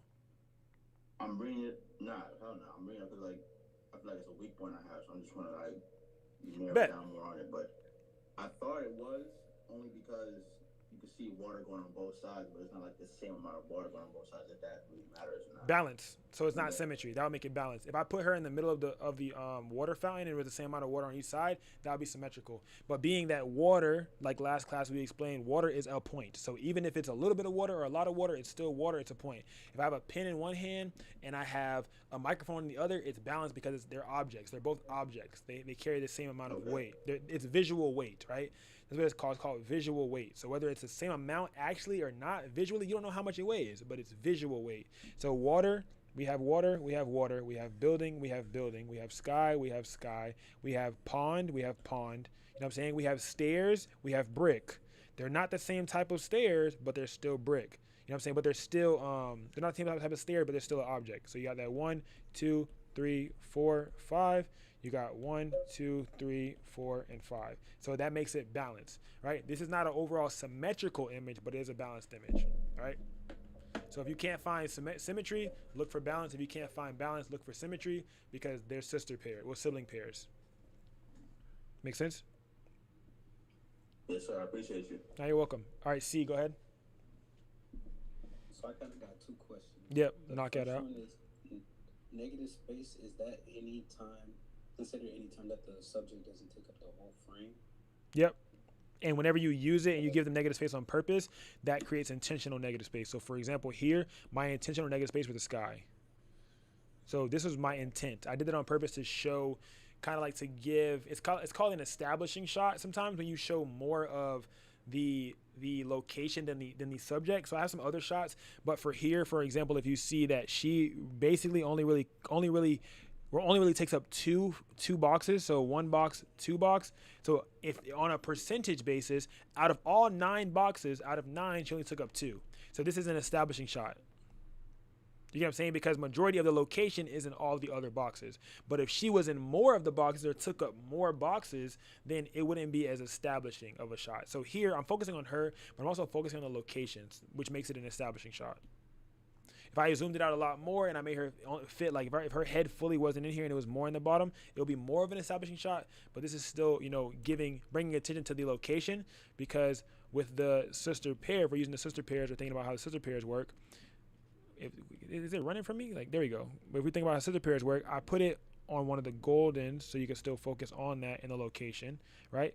Put this on one of those points so that way you can focus on the location, and I still put her on one of the thirds, right? So it's still an establishing shot, but it still brings importance to the person because she's taking up some of the frame as well. All right, make sense? What was your second question? You had a second one too, right? Yeah, it was random, but like, how'd you get the water like that? Is that just like a fast shutter speed? Yeah, so I always so if somebody, wait, what's my shutter speed? Y'all should know this. 250? 250, always. I'm a 250 demon. I love 250. So my shutter speed was at 250. I used to use high speed sync. It fucked up my brain. I stopped using it and I started using better lights, 8200. So yeah, this day I was using 8200 on purpose because I wanted to travel light, and I was kind of mad because it was overly bright as hell and it was pissing me off. I was going to use my ADB2, didn't end up using my ADB2, so I ended up using 2 lights. I used 2 8200s, and they're both separate. And this one I shot one up top, aiming at her face, aiming down at her face, and then I had one down below, aiming here to light this up. So those are the 2 I set up. I don't know if I uploaded that behind the scenes yet. I don't think so. But I definitely do have it. This is one of those crazy ass days. I had like 4 or 5 grads in one day, and I haven't dropped that behind the scenes yet. So I'm sorry about that, but I'll be dropping that video, or trying to, as soon as I can. But yeah, because I took the photo of it just with her here. Also grid. I'm using a grid on my main light. My main light has a grid on it, BTW, 12-inch beauty dish with a grid. So I'm using that grid. I didn't use this second light yet. I was being lazy, and I was like, oh damn, let me just use the grid. I used the grid. All this down here was dark. And I was like, fuck. So then, boom, I brought in the second light to light up that bottom half. And it came out looking straight. But I only took this out because it was so harsh outside, bro. Like, she was overly, exposed. Everything was pissing me off. It was hot. I was sweating. And I was trying to, get surgical while not cutting shortening myself. Because sometimes when you're aggravated, you don't want to get the shot the way that you should to make yourself proud. So these were some images that she didn't select, but I selected. So these are images that she didn't even select, but I selected them because I know how much fucking work I put in and how much extra, sweat I had going on for this shot. So I selected one of these and edited them and still gave them to her because I wanted my pain to be showed some way, shape, or form. But yeah, so yeah. Let me try to see if I can find another one of these. This was another great one. Negative space, having your subject looking off to the direction of the space. Yeah, I like this a lot. This is another establishing shot again, showing more of the subject. I cropped this one because I cut it at her knees. So this was another good one. Her lined up on that line. Let me see. I tried to get the building on the line, but the building itself actually is not straight. Like, if you're shooting off to the side and you're aiming towards the building, that bit gonna be angled. So it was angled, and I couldn't get it straight, and I wasn't really trying to because there's to our left of us, on this side, which y'all can't see, is there's a whole group of people, and there's hella photographers in this entire space. No photographers that I saw that day too, by the way. No shade to them, maybe all shade.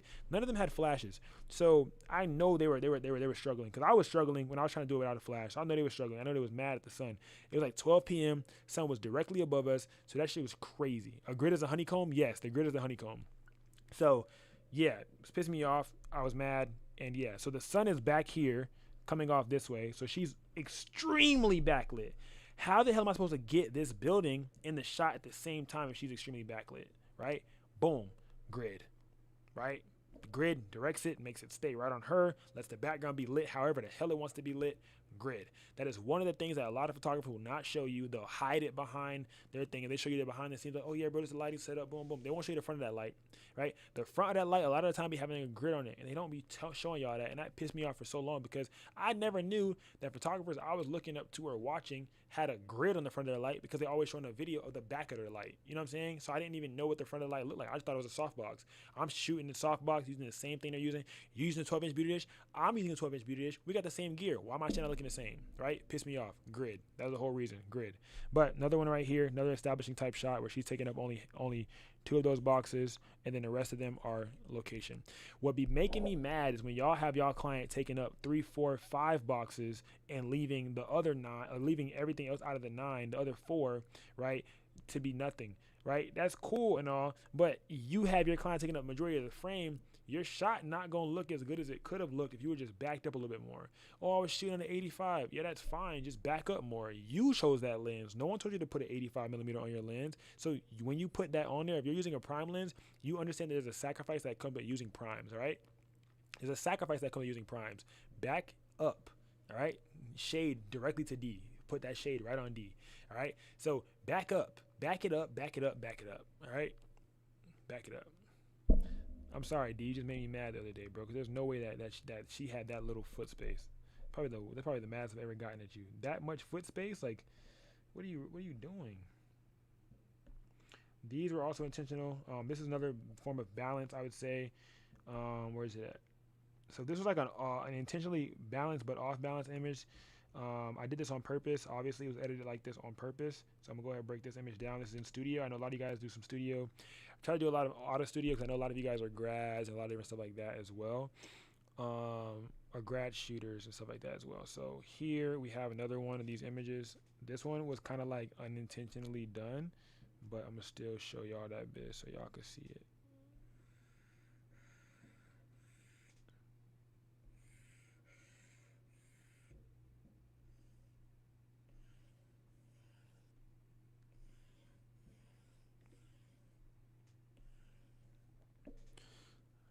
Twenty-four to 70. Wait, what is that? Man, I need a 27 to 55 or something like that. Definitely get a 24 to 70. I'd be good all the way back. Yeah, them primes would definitely do that to you. I'm not saying that like you shouldn't use one because it is good, but the primes would definitely do that to you. All right, so what made this here balance is we have a light, we have object, we have object, right? So you could even go as far as to say that this is connected to that same light because these are parts that come from that light that made the overall image balance. Does that make sense? So this was like kind of unintentionally done. I kind of just shot this one because I wanted to show the lights because this is for y'all tutorial. I made a tutorial for you guys. You guys haven't seen this video yet because I didn't drop it yet, but this is a tutorial about gel lighting. I have gels on these lights and I'll be showing you guys how I use that. I'll be doing like a tutorial on that. I already filmed the tutorial. I have to edit it. D, check your email. And but yeah, so that is that. Anybody got a question on this image? Anything, you can just ask a regular question. Go ahead. Ask whatever you want. So I had a question. Yeah, go ahead. Whatever you want to ask. Go ahead. So that's the beauty dish you're using in the front. Could you explain when you would choose to use a beauty dish over a softbox? All right, so I use a beauty dish when I want. Let me explain right now. So I'm gonna give you the real raw unfiltered. So there's two reasons. So I use a beauty dish. One, if I'm being lazy, I'll use a beauty dish. 2, if it's already on my light, which means I'm being lazy. And then usually when I'm in studio, I'll use a softbox because softboxes I can control. But here I use the beauty dish because in this tutorial, I know that majority of you guys have one. So I just wanted to use the same light that you guys were using. But majority of the time I'm using a beauty dish. Like majority of the time I'm using a beauty dish unless I'm doing like bigger groups of people, or if I need to light more of the subject. If I wanted to light these subjects' entire body, I could do one of two things. I could put let me stop using the same damn color that I just already drew in. So I could do one of two things. If I want to light the subject's body, I can put a reflector down here, which will help bounce those lights back up, right? Or I can use a bigger softbox, which will cover more of the subject, right? So those are 2 things that I could do. But I like to use beauty dishes because beauty dish, for me, I can't really travel with a beauty dish because you can't really like break it down. But here I use a beauty dish because I had the grid for it. So you guys can see this little clip on it. I have a grid on the beauty dish. You guys can see the little clip. Hold on, let me try to go backwards. So I used the beauty because I had a grid. My other softbox didn't have a grid. So that was the main reason that I wanted to use this, because my other softbox that I wanted to use didn't have a grid. And I wanted to have that grid to control the lighting, because it was a lighting video I was making for you guys. There's little clips on here. This kind of gives it away. This shows you that I have a grid on there. If from far away, you can't tell what the hell I'm using, right? But if I want this to be controlled lighting and I don't want the light to spill into the background, I have to use a grid, right? If I were to not use a grid, you wouldn't even be able to see this light. You wouldn't be able to see you wouldn't be able to see none of this, because I wouldn't be using a grid, all right? So does that make sense? Yeah, that makes sense. Yeah. So yeah, for that tutorial, I basically showed you guys how it looks when you point the gels at the subject's back, and how it looks when you point the gels at the background. So I did 2 different kind of shoots like that to show you guys that different type of vibe as well. Go ahead, Sean. Since I got that newer one, the RGB one that I bought on Amazon. HB80C. The 6600 newer. Yeah. Mine's are right here. They're the same as I think I used. Mine's are right here. So, like, you can't see them. Literally right behind this is those. I only use these because these are flashes. These are not continuous lights. These are strobes. All right. So my question would be like, would it really make sense for me to go and invest in some gels if I have that and I just change the color of the light, or if I still have something good to have? So gels is an investment if you have enough strobes to use the gels with. Gels is not a good investment if you don't have the amount of strobes to use the gels with. So the thing about RGB lights is RGB lights work best. RGB lights work good because they allow you to see what it's going to look like through your eyes before you take the photo. The only problem about gels is gels allow you to get a higher, I'm trying to slow down because I talk too fast sometimes. Gels allow you to get a higher watt output without sacrificing, wattage. So for example, your newer 6600s, I think are 60 watts, I think it's 60 watts in their RGB, but something like this, the MS300 is 300 watts, but it's not RGB. So I would get, in order for me to get those 300 watts of output, 300 watts of power onto that background, right? Or 300 watts of power onto my subject, I have to get gels. And now I'm limited with the gels because RGB is full RGB. Every single color that's ever been made is able to be used in RGB. So that's where RGBs thrive. And with the RGBs, you can point those at the background and you can get a grid. I feel like a grid would be more important for you.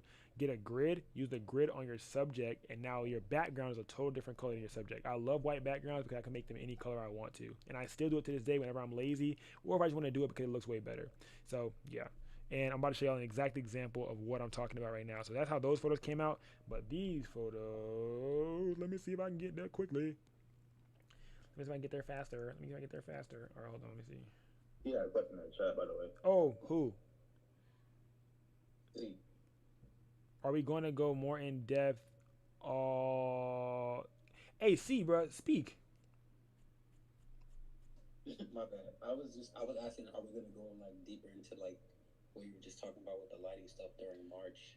So yeah, March, yeah. So March is March is full lighting. Like March is lighting. March is everything lighting. The reason that I broke it up is because when I was explaining the other day was I'm a little insane. So the way that I learn is like Z to A. Like I go Z, B, L, J, R, F, Z. A lot of people are like, oh, what the fuck is that? Exactly. That's how I learn. But how a lot of other people learn and how I think you should learn is A, B, C, D, E, F, G, 1, 2, 3, 4, 5, 6. So if I was teaching you guys everything in January, you would not get better at photography. If I taught you everything in February at one time, you would not get better at photography. But if I teach you the fundamentals in January, if I teach you posing in February, if I teach you lighting in March, you're going to get better because all you're focusing on is on one thing in 1 month. So you have to get better. Like your repetition, you're going to get better. You're guaranteed to get better at it because you keep seeing it, keep doing it. And that's how teachers teach us. Is how we learn in class, how we learn in college, how we learn in school, how we get our certificates. You focus on one thing, you grow that one thing, then you move on to the next thing. So yes, March will be completely about that. That will be March's lesson completely in totality. But to answer another question and kind of further it, which I probably shouldn't be touching on right now because I'm going to confuse y'all as. Another one right here is another lighting, the same exact setup that I kind of had, but this is with RGB lights. There's no flashes at play. All right, so the same thing that you were just asking, with these are with 60-watt RGBs. Crazy, right? I know. These are with 60-watt RGBs. So this is some shit that you can create. And guess what fucking flash I use? A lot of y'all are gonna get it wrong. Well, not a lot of y'all are gonna get it wrong, but you're gonna think I used something more than I did. Somebody guess. I want to say that overhead. What I don't know what it is. I don't know the exact terminology for it. The one you used for the Christmas shoots. The umbrella. Yeah. So that's the modifier, but no, because if I were to use an umbrella, what would have happened? Answer, Shim. If you had used an umbrella, what would have happened? Yeah, the image wouldn't have came out like this. What would have happened if I used an umbrella? I don't know. So the umbrella doesn't have. Go ahead, Dapper. Would it shot in the dark? Wouldn't it have not have reached the people on the end? It wouldn't have been as even lighting for the people on the end. So it would. So the umbrella would have actually been bigger. So it would have hit them more. It would have been a top down. Exactly. Keon, go ahead. So would it have messed with the lights since there's no grid? Continue to answer. Keep going. You're close. Further it. Stop. Are we talking about in reference to the gel lighting in the background? In reference to the gel lighting, what was my main light? In reference to the gel light, Keon got it right, but I want to hear more. I want you to get deeper. Yeah, I think what's Keon is missing is like the light would be a light spill. It would spill. There we go, Shanti. Good shit. So the light would have spilled if I hadn't used a grid. So here I used an AD200, y'all. I used one AD200. If you think I'm capping, I'll go run the BTS back. But I used an AD200. Okay, never mind. Go ahead. I don't even know what an AD200 is. See, the way you worded that when you was like, y'all ain't even gonna be able to guess, I figured it was something you usually don't use. No, I was thinking because I have 5 people, right? So majority of people will think that like, oh, the 8200 is not powerful enough for 5 people, or majority of people will think like, oh yeah, he had to use something more powerful than that, or he used 2 lights, or he didn't use 1 light, he had to use 2 lights. I used 1 light.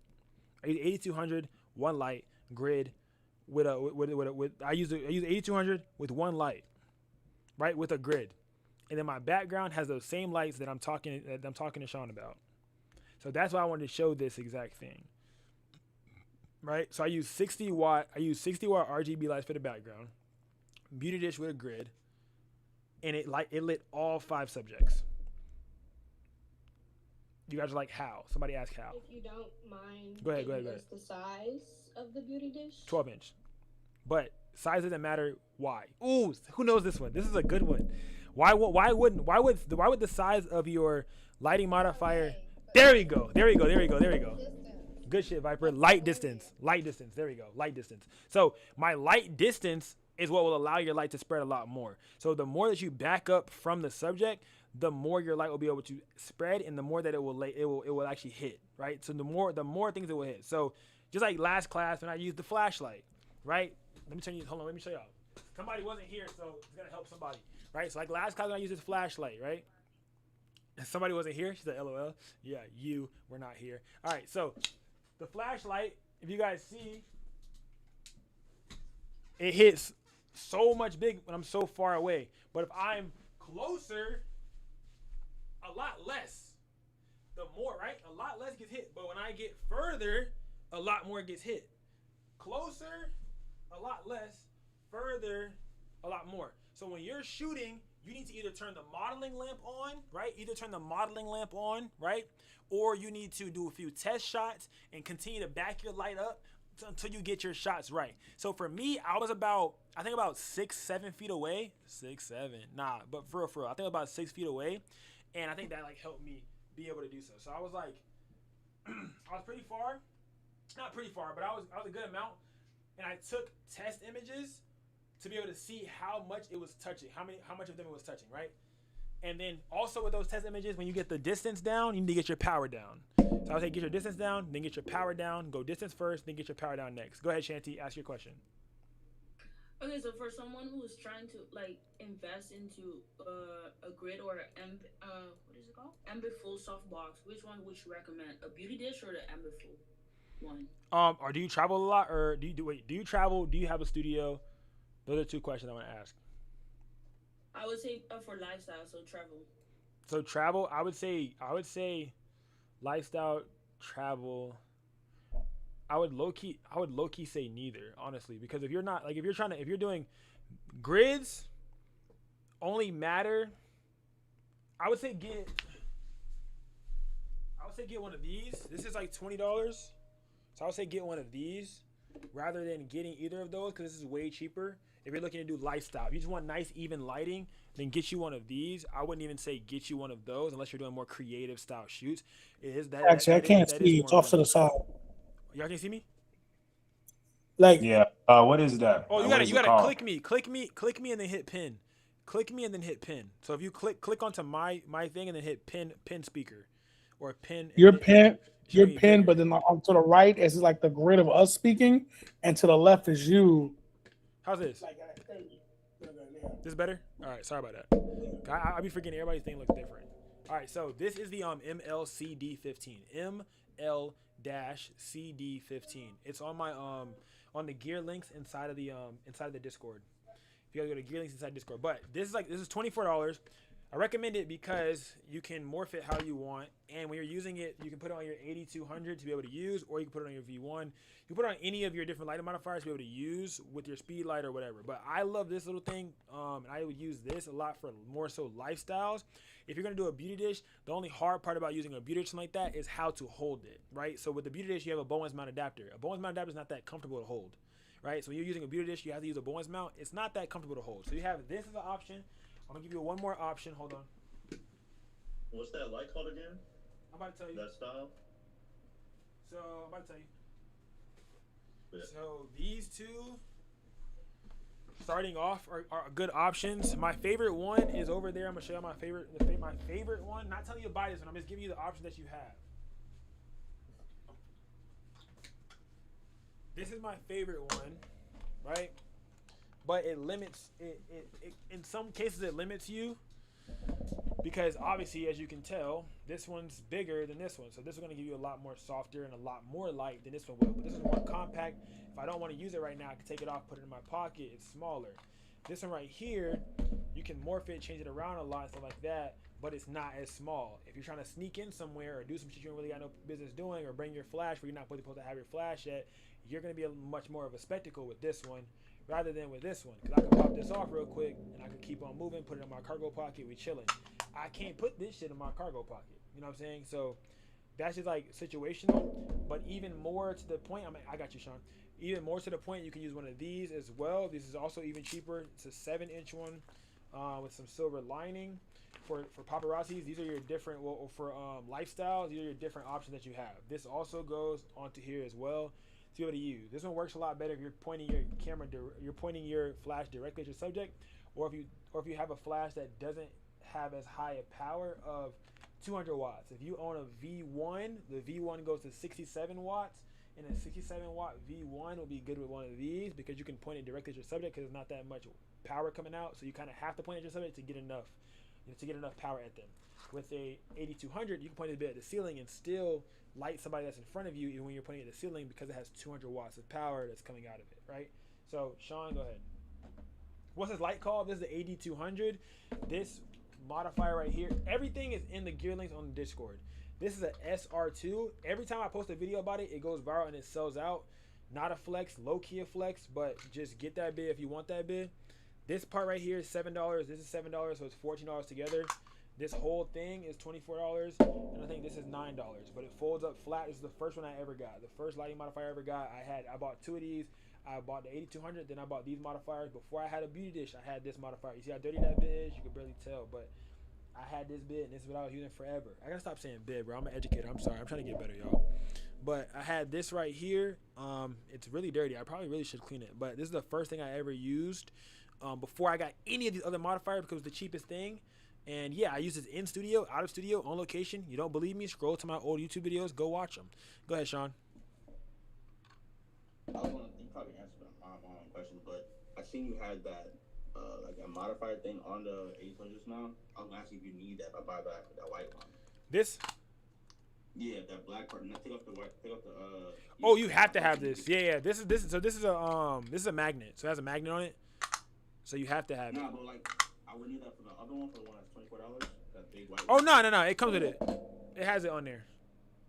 Oh, all right. Yeah, this one comes with its own. So when you get this one, it comes with its own, and I gotta loosen it real quick. Hold on. And it comes with its own. You put it on there and you tighten it.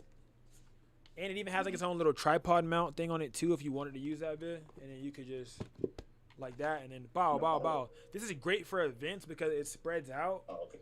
So it's really good for events. This one's great for events too. I don't know. This is my favorite one. This is still my favorite one because it's so small and inconspicuous. Like if I don't want to be bothered, I don't got to be, and I could use that. And yeah, and also this little thing goes directly to the V1 too. If you have a V1 or a V100, it snaps right to that magnet too. So yeah, but I love this one too.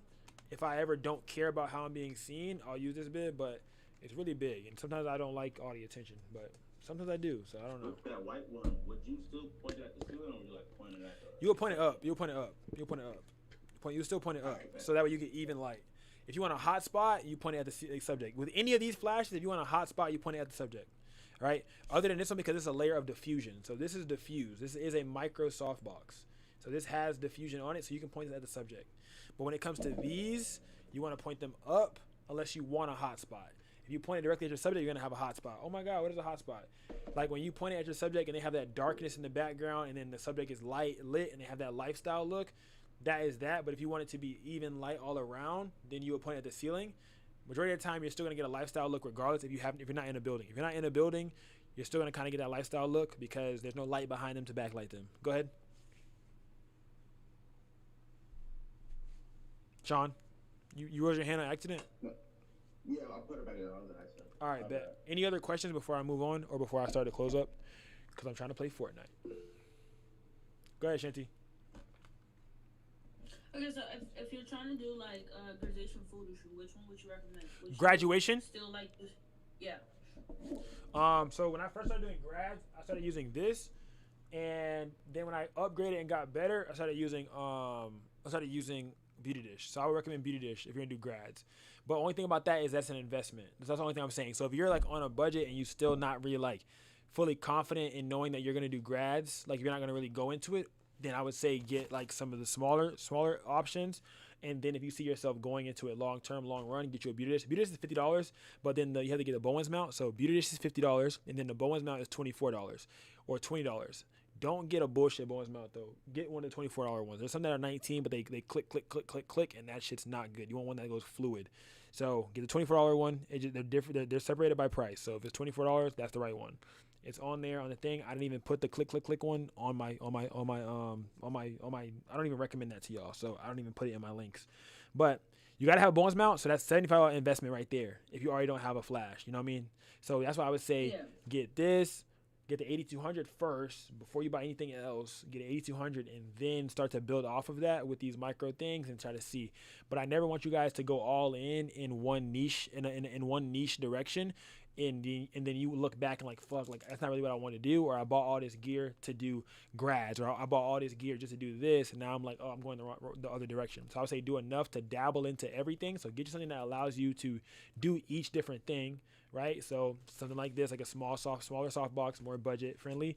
But the main thing that you really need for real, like I never use the word need, but need 8200. 8200 is overall worth every single bit of the money.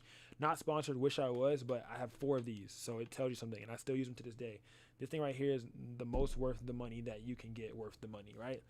And then start building off of it with soft boxes, little things like that, and then see where you belong. Because no matter what niche you're doing, the 8200 will help. You know, say 8200 you can use on any niche, any industry that you're in, right? So that's solid. And then you could build off from there. You could do a little bit of grads. Oh, I don't really like grads. I'm gonna do events. You do a little bit of events, try it out. Oh, I don't like events. I'm gonna do weddings. Oh, I don't like that. Oh, let me do this. Oh, I don't like that. Let me do that. You know what I'm saying? So give yourself enough flexibility to try everything and do everything when you're first starting off. To help you get more, versatile when it comes to, your different types of bookings that you do, so that you're not locked down on one spot. That also kind of leads into my point where people are like, oh, like Taxi, do you have a slow season? I don't have a slow season. I never have a slow season. Why do you have a slow season? Because I have 4 niches, right? So each season has a different niche. So every season of the year, each quarter is a different niche. This quarter is one niche. Next quarter is another niche. Next quarter, another niche. So each quarter is a different niche for me. So I'm not a one-trick pony to where I do the same thing all year round, to where I'm locked in a box and I have slow seasons, because slow seasons make you tweak out. Slow seasons make you lose your mind, pull your hair out, all this type of shit. I don't like them, so I try to find my best way to avoid them, which means becoming multifaceted and doing different things within photography rather than just doing only one thing. So now you have a slow season and you want to die. You know what I'm saying? Or you know what I'm saying? You are really depressed because you're not making no bread for multiple weeks at a time. And I don't wish that on nobody. Next questions. Y'all are talking in chat. Somebody talk out loud because I can't read. I mean, I could read. Shut the fuck up. I could read. It's just like real small and I don't feel like it. All right, go ahead, Dapper. What about people who are like in feast or famine? Because I would say that's probably me. Like when I'm doing good, I'll have a good photo, I'm hype. But then like I'll go like weeks to months without getting like a set shoot. So I'll just try to like collab or whatever. Mm-hmm. So like do you have advice for that? Because I'm really tired of doing that, being in feast and famine. So what are the things that you feel the most comfortable with doing? That's what I would ask. Like I would ask based off like, because the way that I found my thing was doing everything at the beginning, saying yes to everything, figuring out what it was that I do or don't like, what are the things that I like, you know, finding all the different things, like doing all these different types of bookings and then narrowing them down to the ones that I actually allow myself to take or that I'm actually okay with taking and stuff like that. And then that's how I figure out, okay, what are the 4 or what are the ones that usually show up at these different seasons that I'm okay with doing. That's how I kind of leaned into it. Like, for example, I have one grad season that like actually is my grad season. I don't do grads for, you know, fall, spring, winter. I just do fall grads mainly. I don't do summer grads. I don't do spring grads. I do fall. Like that is that's my lane right there. When fall comes around, those are my grads, you know?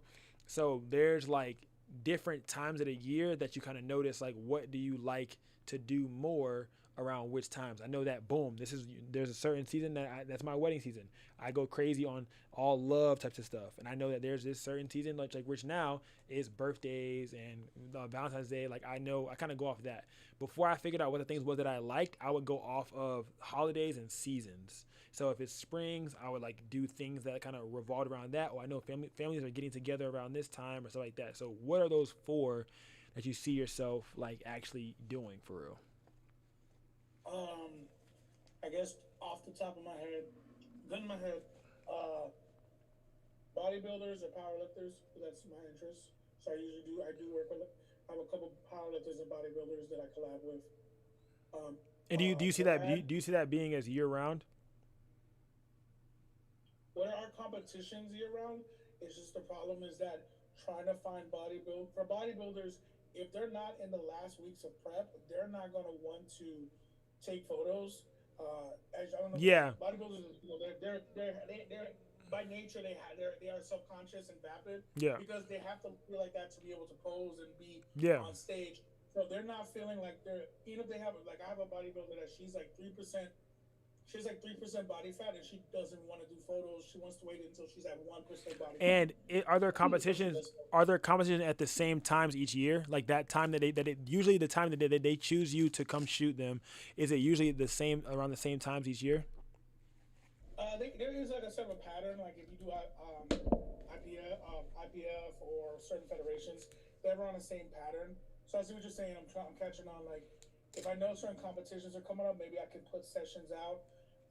I think my other section is like events. So I kind of want like I've done some I've done a birthday party or 2, but I also was thinking about doing like wanted to try to get into competitions. And then I think I like grad shoots. I don't mind spring or fall. I think I do enjoy grad shoots, and I mean I think I don't really have a 4th one. I think the 4th one. I'm still near. Sorry guys, I just ate a salad. No, you're vibing. So my kind of like bread and butter, the thing that I would use, I have that one that I would do year round. For me, my year rounder is birthdays. Like I do birthdays whenever. Like birthday is my thing. Like if I'm down or whatever, or I feel like I'm not gonna get enough this year or whatever, boom, I'm doing a Sagittarius deal. I'm doing a Virgo deal. I'm doing a this. I'm doing a that. That is my thing. Birthdays is bread and butter. For all of us, birthdays should be like a bread and butter because you know why? It's like getting your hair cut, but it's like you're getting your hair cut once a year. The same way how you go to your barber every single week or every 2 weeks to go get your hair cut, or you go to your nail tech. Look at it on a larger scale, right? Look at a larger scale. What can you do for someone to come back to you year after year? Mine is birthdays. I have clients for each month. I organize them that same exact way. My bread and butter is birthdays. But I still have times where birthdays won't be as big. Cool. When birthdays aren't as big, I have others. I have grads, which are usually around the same time of the year. I have different types of, different shoots, different niches, my other three different niches that I do at those times of the year that kind of fill up for what I'm lacking. Right now, the first beginning of the year, usually birthdays go crazy. Like birthday. This is usually when a lot of photographers have slower seasons. This is usually when I am ramping up with birthdays, and then boom. Now from birthdays, I fall over into my spring. Then boom, I fall over into grads. Then boom, I fall over into weddings, honeymoons, renewing vows, things of that nature. Boom, and then I go right back into holidays, and boom, it recycles. So you gotta be statistical, keeping your stats, bro. Like I talked to y'all about. I made a video, stat tracking. Stack your stats. What did you see was mostly what were you booked in? Like, that's why I love Acuity so much, bro, because I can literally go look at the entirety of my year and see what I got booked for the most and what months I got booked in. So it tells me, oh, you got booked for birthdays hella in January and February.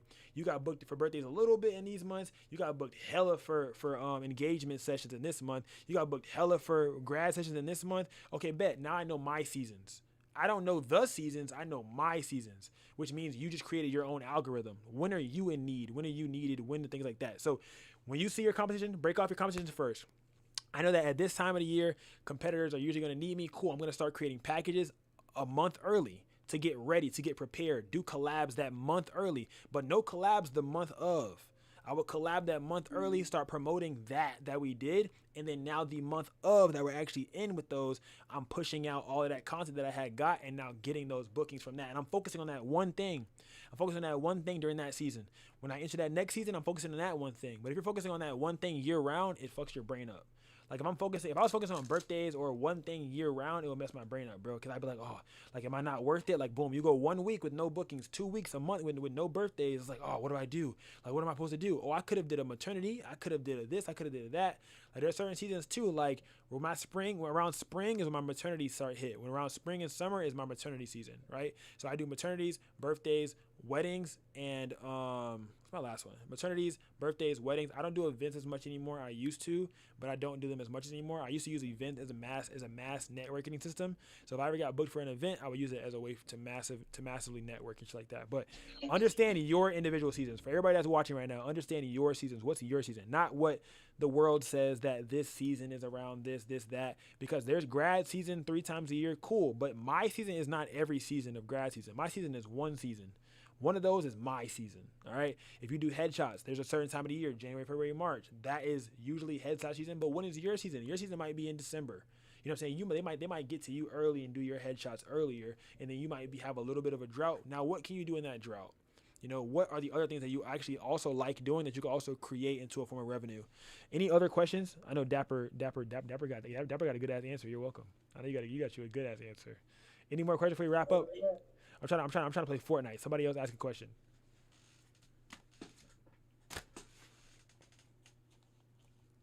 Keon, ask it out loud. I don't know what you just said. Wait, would you ever go into videos and capture the grind for bodybuilders until the competition? Oh, you could definitely do that, Dapper. That would be lit. Like you could definitely that would be a great ass little business play. Like while they're getting through it, like documentary type vibes, like documenting them getting like from the beginning when they don't want to look the best on camera to getting to that point. That would be cool too. That all comes into like how you would pitch it to them. I have never shot a video with my R7, so like I started looking at some videos, but like I'm super nervous about that because I've seen some of the work and I just saw a screenshot of when Shay was doing her About Me video and I looked at all the modules and everything. And that shit looked so daunting. So man, you good, bro. It's a different market, but like I've never shot a video. That was what I was going to type. I've never shot one.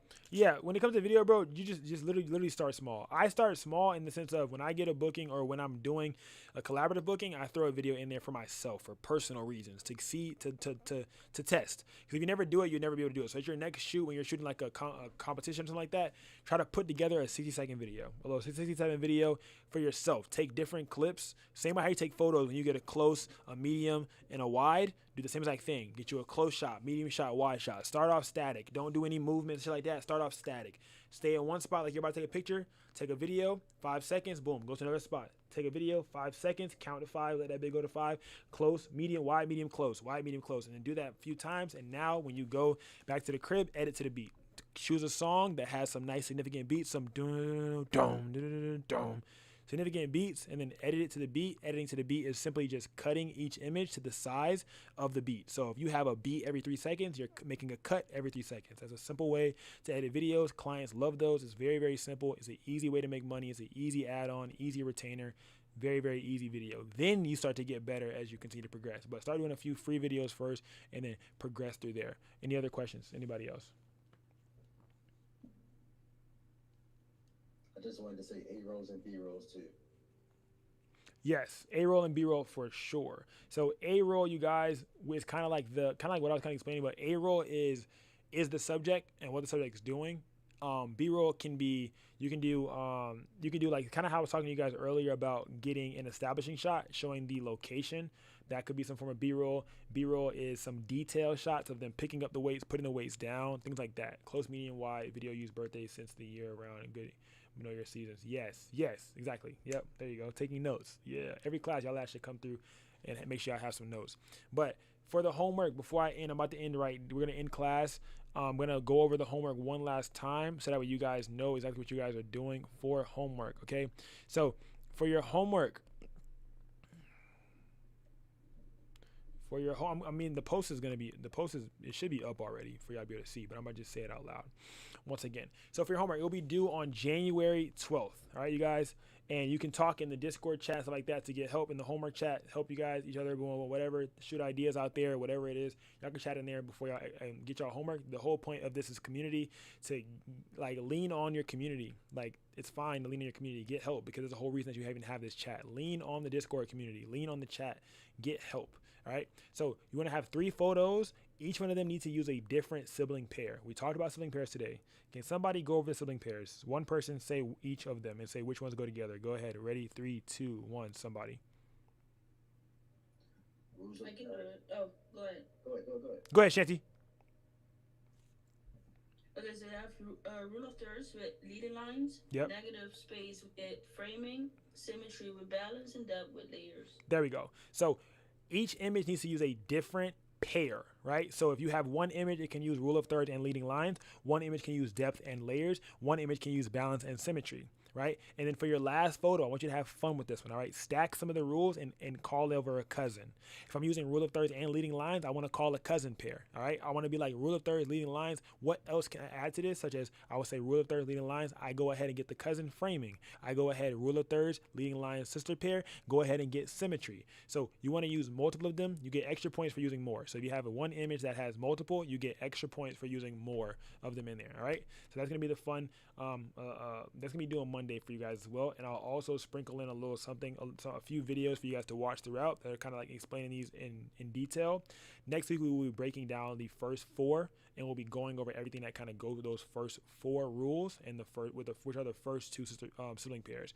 Rule of thirds, leading lines, framing, negative space. We'll be going over those on Monday's class, and then on Wednesday's class, we'll be going over balance, symmetry, depth, and layers. Because I know a lot of you guys took notes down last time about you guys who told me that you guys had, which ones you guys had the hardest time dealing with, and which ones didn't make the most sense to you, right? So if you guys can, I already wrote down everybody who was here last class. Anyone who wasn't here last class, can you put in the chat or say out loud which one of these you have the most difficulty with, or which one you have the most hard time understanding, so I can note it down for you guys, so I have it under your file. I know we have 2 new students today. So which of these do you feel like you have the hard time with? Go ahead. I guess it's probably the framing part of things, because I feel like it's like I don't know if I already told you, but I'm so brand new to this. Like, I'm from the music industry, so you vibing, bro. Translating, yeah. So a lot of things I obviously understand, and I've already, like, in pictures I've taken, I can see some of these rules implemented, even though maybe it could have been not intentional. Yeah.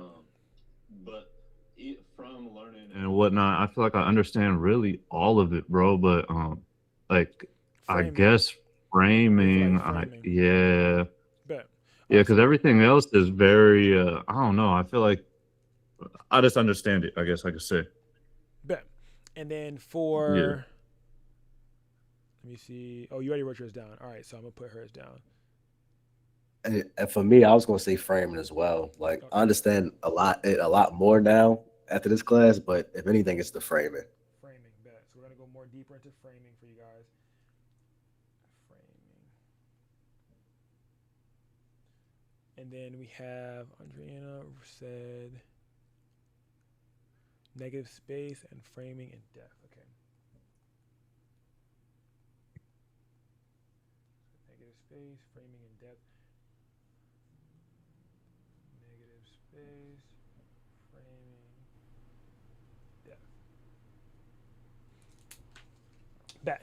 And let me see. Boom, boom, boom. Shanty, did you put yours? You said rule of thirds, leading lines. Oh no, you already put those. Which one do you feel like you have the hardest dealing with? Can you add framing to mine too? I can add framing to yours for sure. I had Richards down last class for sure, Nail. I'll write yours down. Shanty, what do you feel like you can speak, Shanty? What do you feel like you have the hardest time dealing with or understanding? I said in last class. I don't even remember. Yeah, I know. As I'm asking you again, because I have it written down right here, and I can tell you what you said. But I want to see today, after today's class, what do you feel like you now have? A hard. What do you feel like now is not your strong suit after today's class?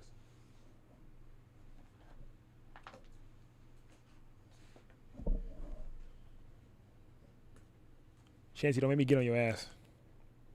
I'm thinking. My bad. All right, I'm C, go trying not ahead. to think hard. Yeah, you good. You good. C, go ahead. I don't know if you saw mine, but mine are depth and layers. That's C, right? So Depth and layers. yeah, yeah. Depth and layers. And layers.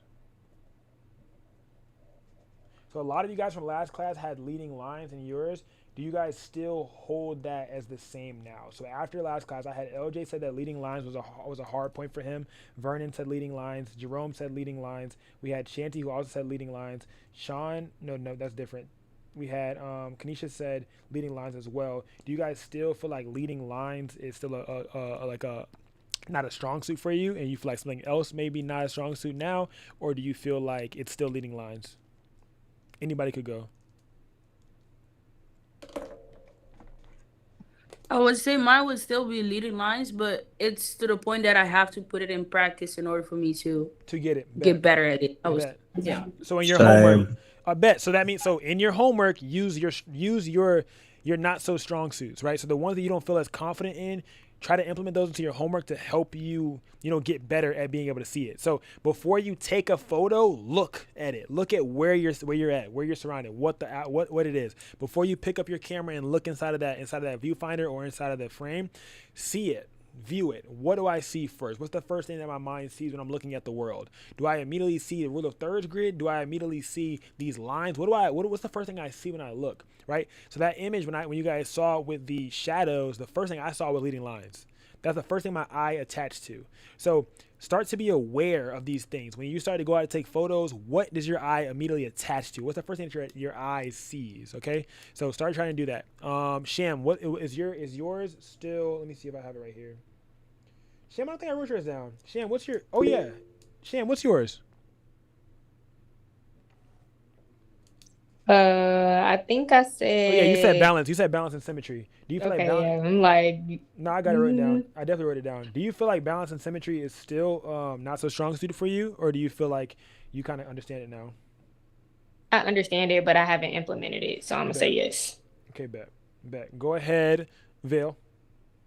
Uh oh yeah. Did you want everything edited or is unedited fine like raw or JPEG or Raw what's is going fine. Raw on? is fine. We haven't Uh gotten to like the editing section of okay, PNG bit. University yet. So raws are fine. If you guys edit it, I don't really care. It's fine. I'm gonna be looking at the fundamentals of it.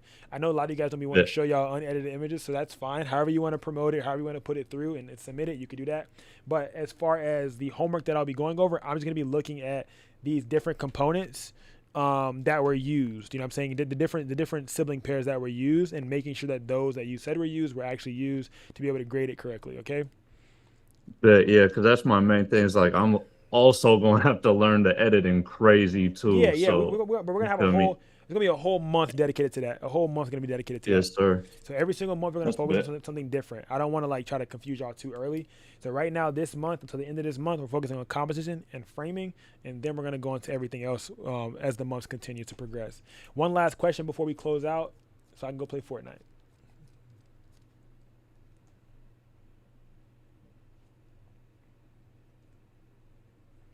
If y'all don't got one, it's fine. If y'all have a question about the homework, y'all can ask too.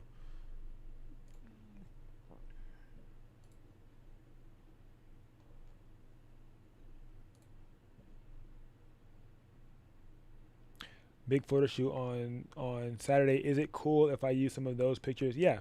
I mean, anything that's after today, any shoot that you do after today, implement it into those shoots after today. Just try.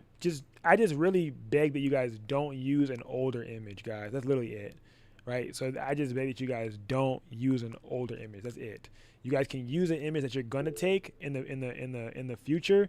It doesn't have to be a person. I layered it out too in here as well. It does not have to be a person. It could be a person, family, friend, self. You can put it on a timer, an object, a chair, a car, a plant, location, scene, hallway, street, stairs, parking lot, anything that uses these sibling pairs. Go ahead, Shanti. Which one of the composition would you say is like, or is or was your weakest point? I would say. My weakest point My weakest point and the hardest one for me to actually figure out was balance. 1000%. Like, negative space kind of came to me regularly. Rule of thirds came to me regularly. Leading lines just made sense. Balance was the hardest one for me to understand because it's just like I couldn't see the visual weight. I didn't even understand what the hell visual weight was. So being able to understand what visual weight is was so hard for me to do, and I feel like that was like the last one that closed it up. Because if you guys watch my one of my older videos, it was called the 6 Laws of Composition. So I'll put that link in there for you guys to watch if you guys haven't watched this video already.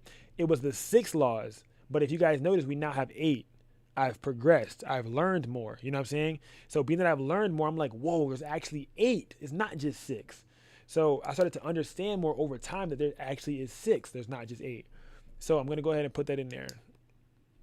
I'm about to end, bro. Shush, be quiet, bro. We're about to end, bro. Y'all talking too damn, bruh. Like, bruh. Y'all vibing, bro. What are y'all talking about right now, bro? And we're going to see the Wizards, bro. Just hold on, bro. I'm about to end, bro. Like, I know y'all trying to hold me accountable and shit. Just hold on, bro. Cause y'all that got homework. So just vibe. I'm about to put this in there for y'all to watch, bro. Bro, wait, what are we talking about right now?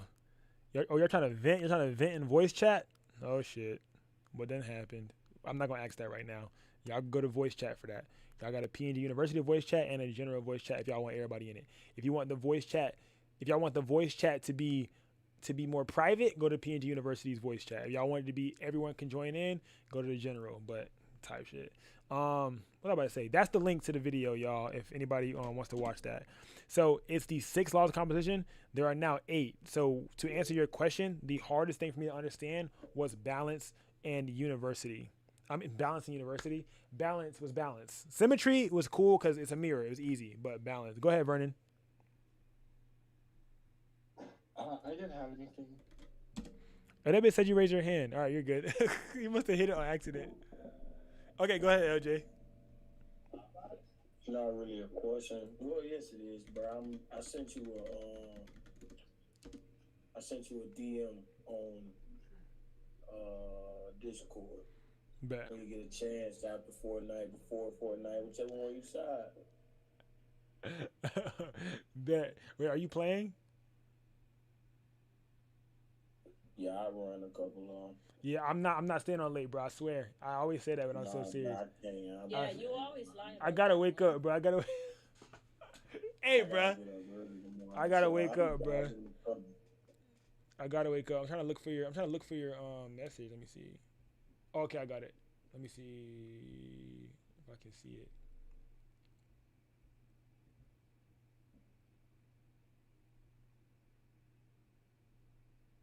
Can I answer out loud or you want it personal?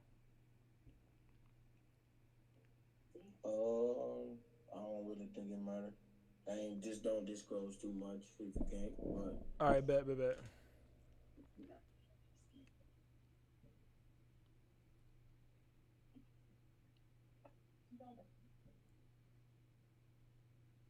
Spec ads.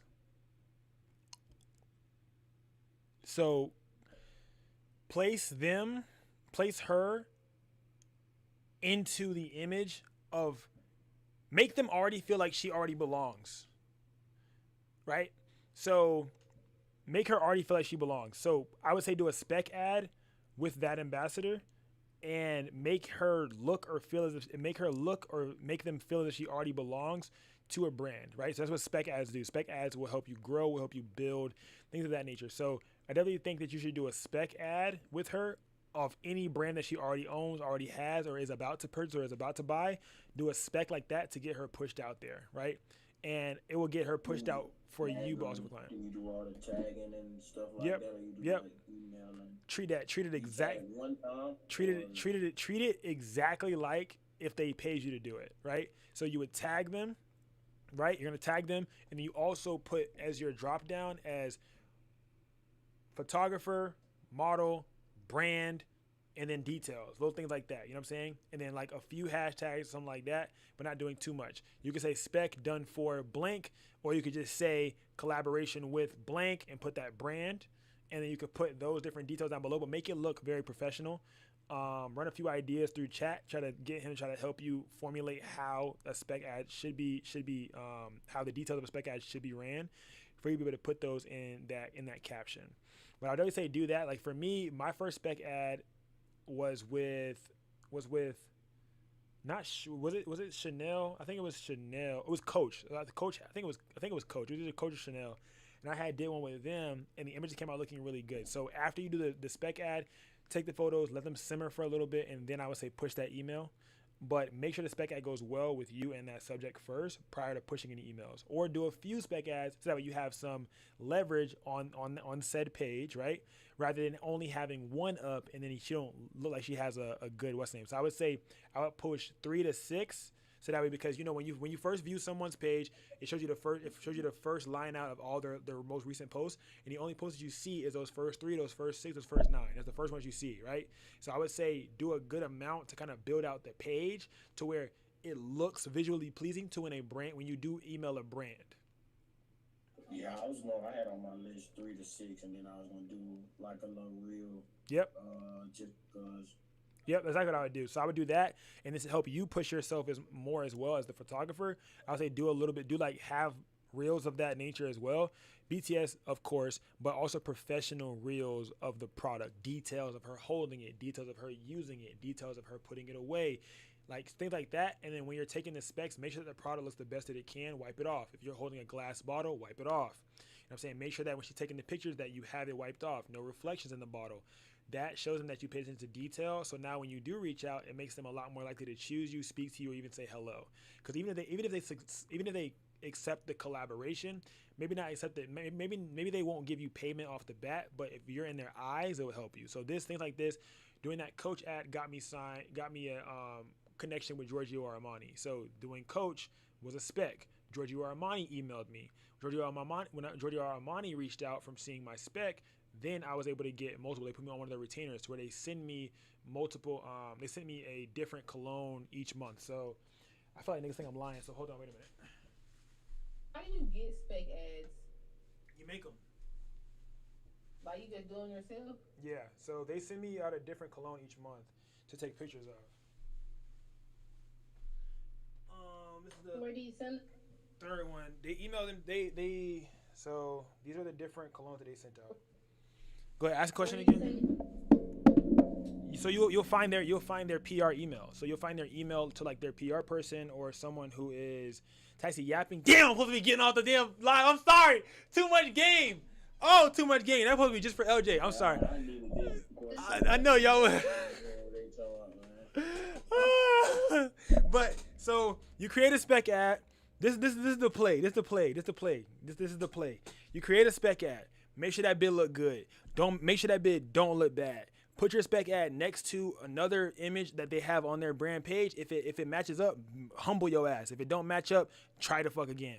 All right, try it again. Does it match up? It looks good. All right, bet I can push this now because it looks like something they would actually put on their page. If your shit doesn't look like theirs does, if your white balance is off, if nothing looks the same, then you know what I'm saying, you don't need to push that to them because what you don't want is a rejection, right? So get a few done before you don't get rejected. If you do one and it doesn't match up, you're going to get rejected because guess what? Everyone does the same thing. All right. So you need to become undeniable. Do multiple so that way you can't be denied. When they come check out your page and you send that draft email, what would a draft email look like? It would be like, who the hell are you? What did you do? And then where can I find the work that you've done for said brands? You know what I'm saying? And who have you worked with or who have you done specs for? I've done specs for bomb.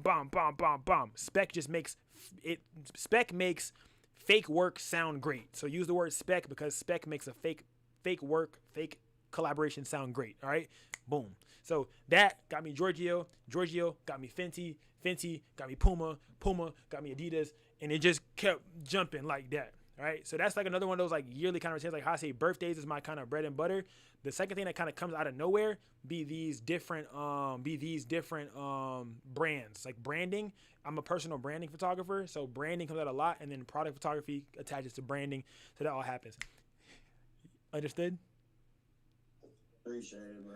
This is all recorded too, by the way, y'all, so y'all can hear that shit. I gotta go because my. Let me go back and watch that bit for sure. Bet. Oh, what were you about to say, Carolina?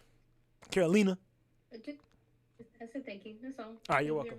All right, my squad is waiting on me. I love y'all. TTYL. See y'all ass on Monday. Do y'all damn homework. Can y'all see it on the feed? Make sure y'all can see it on the feed right now.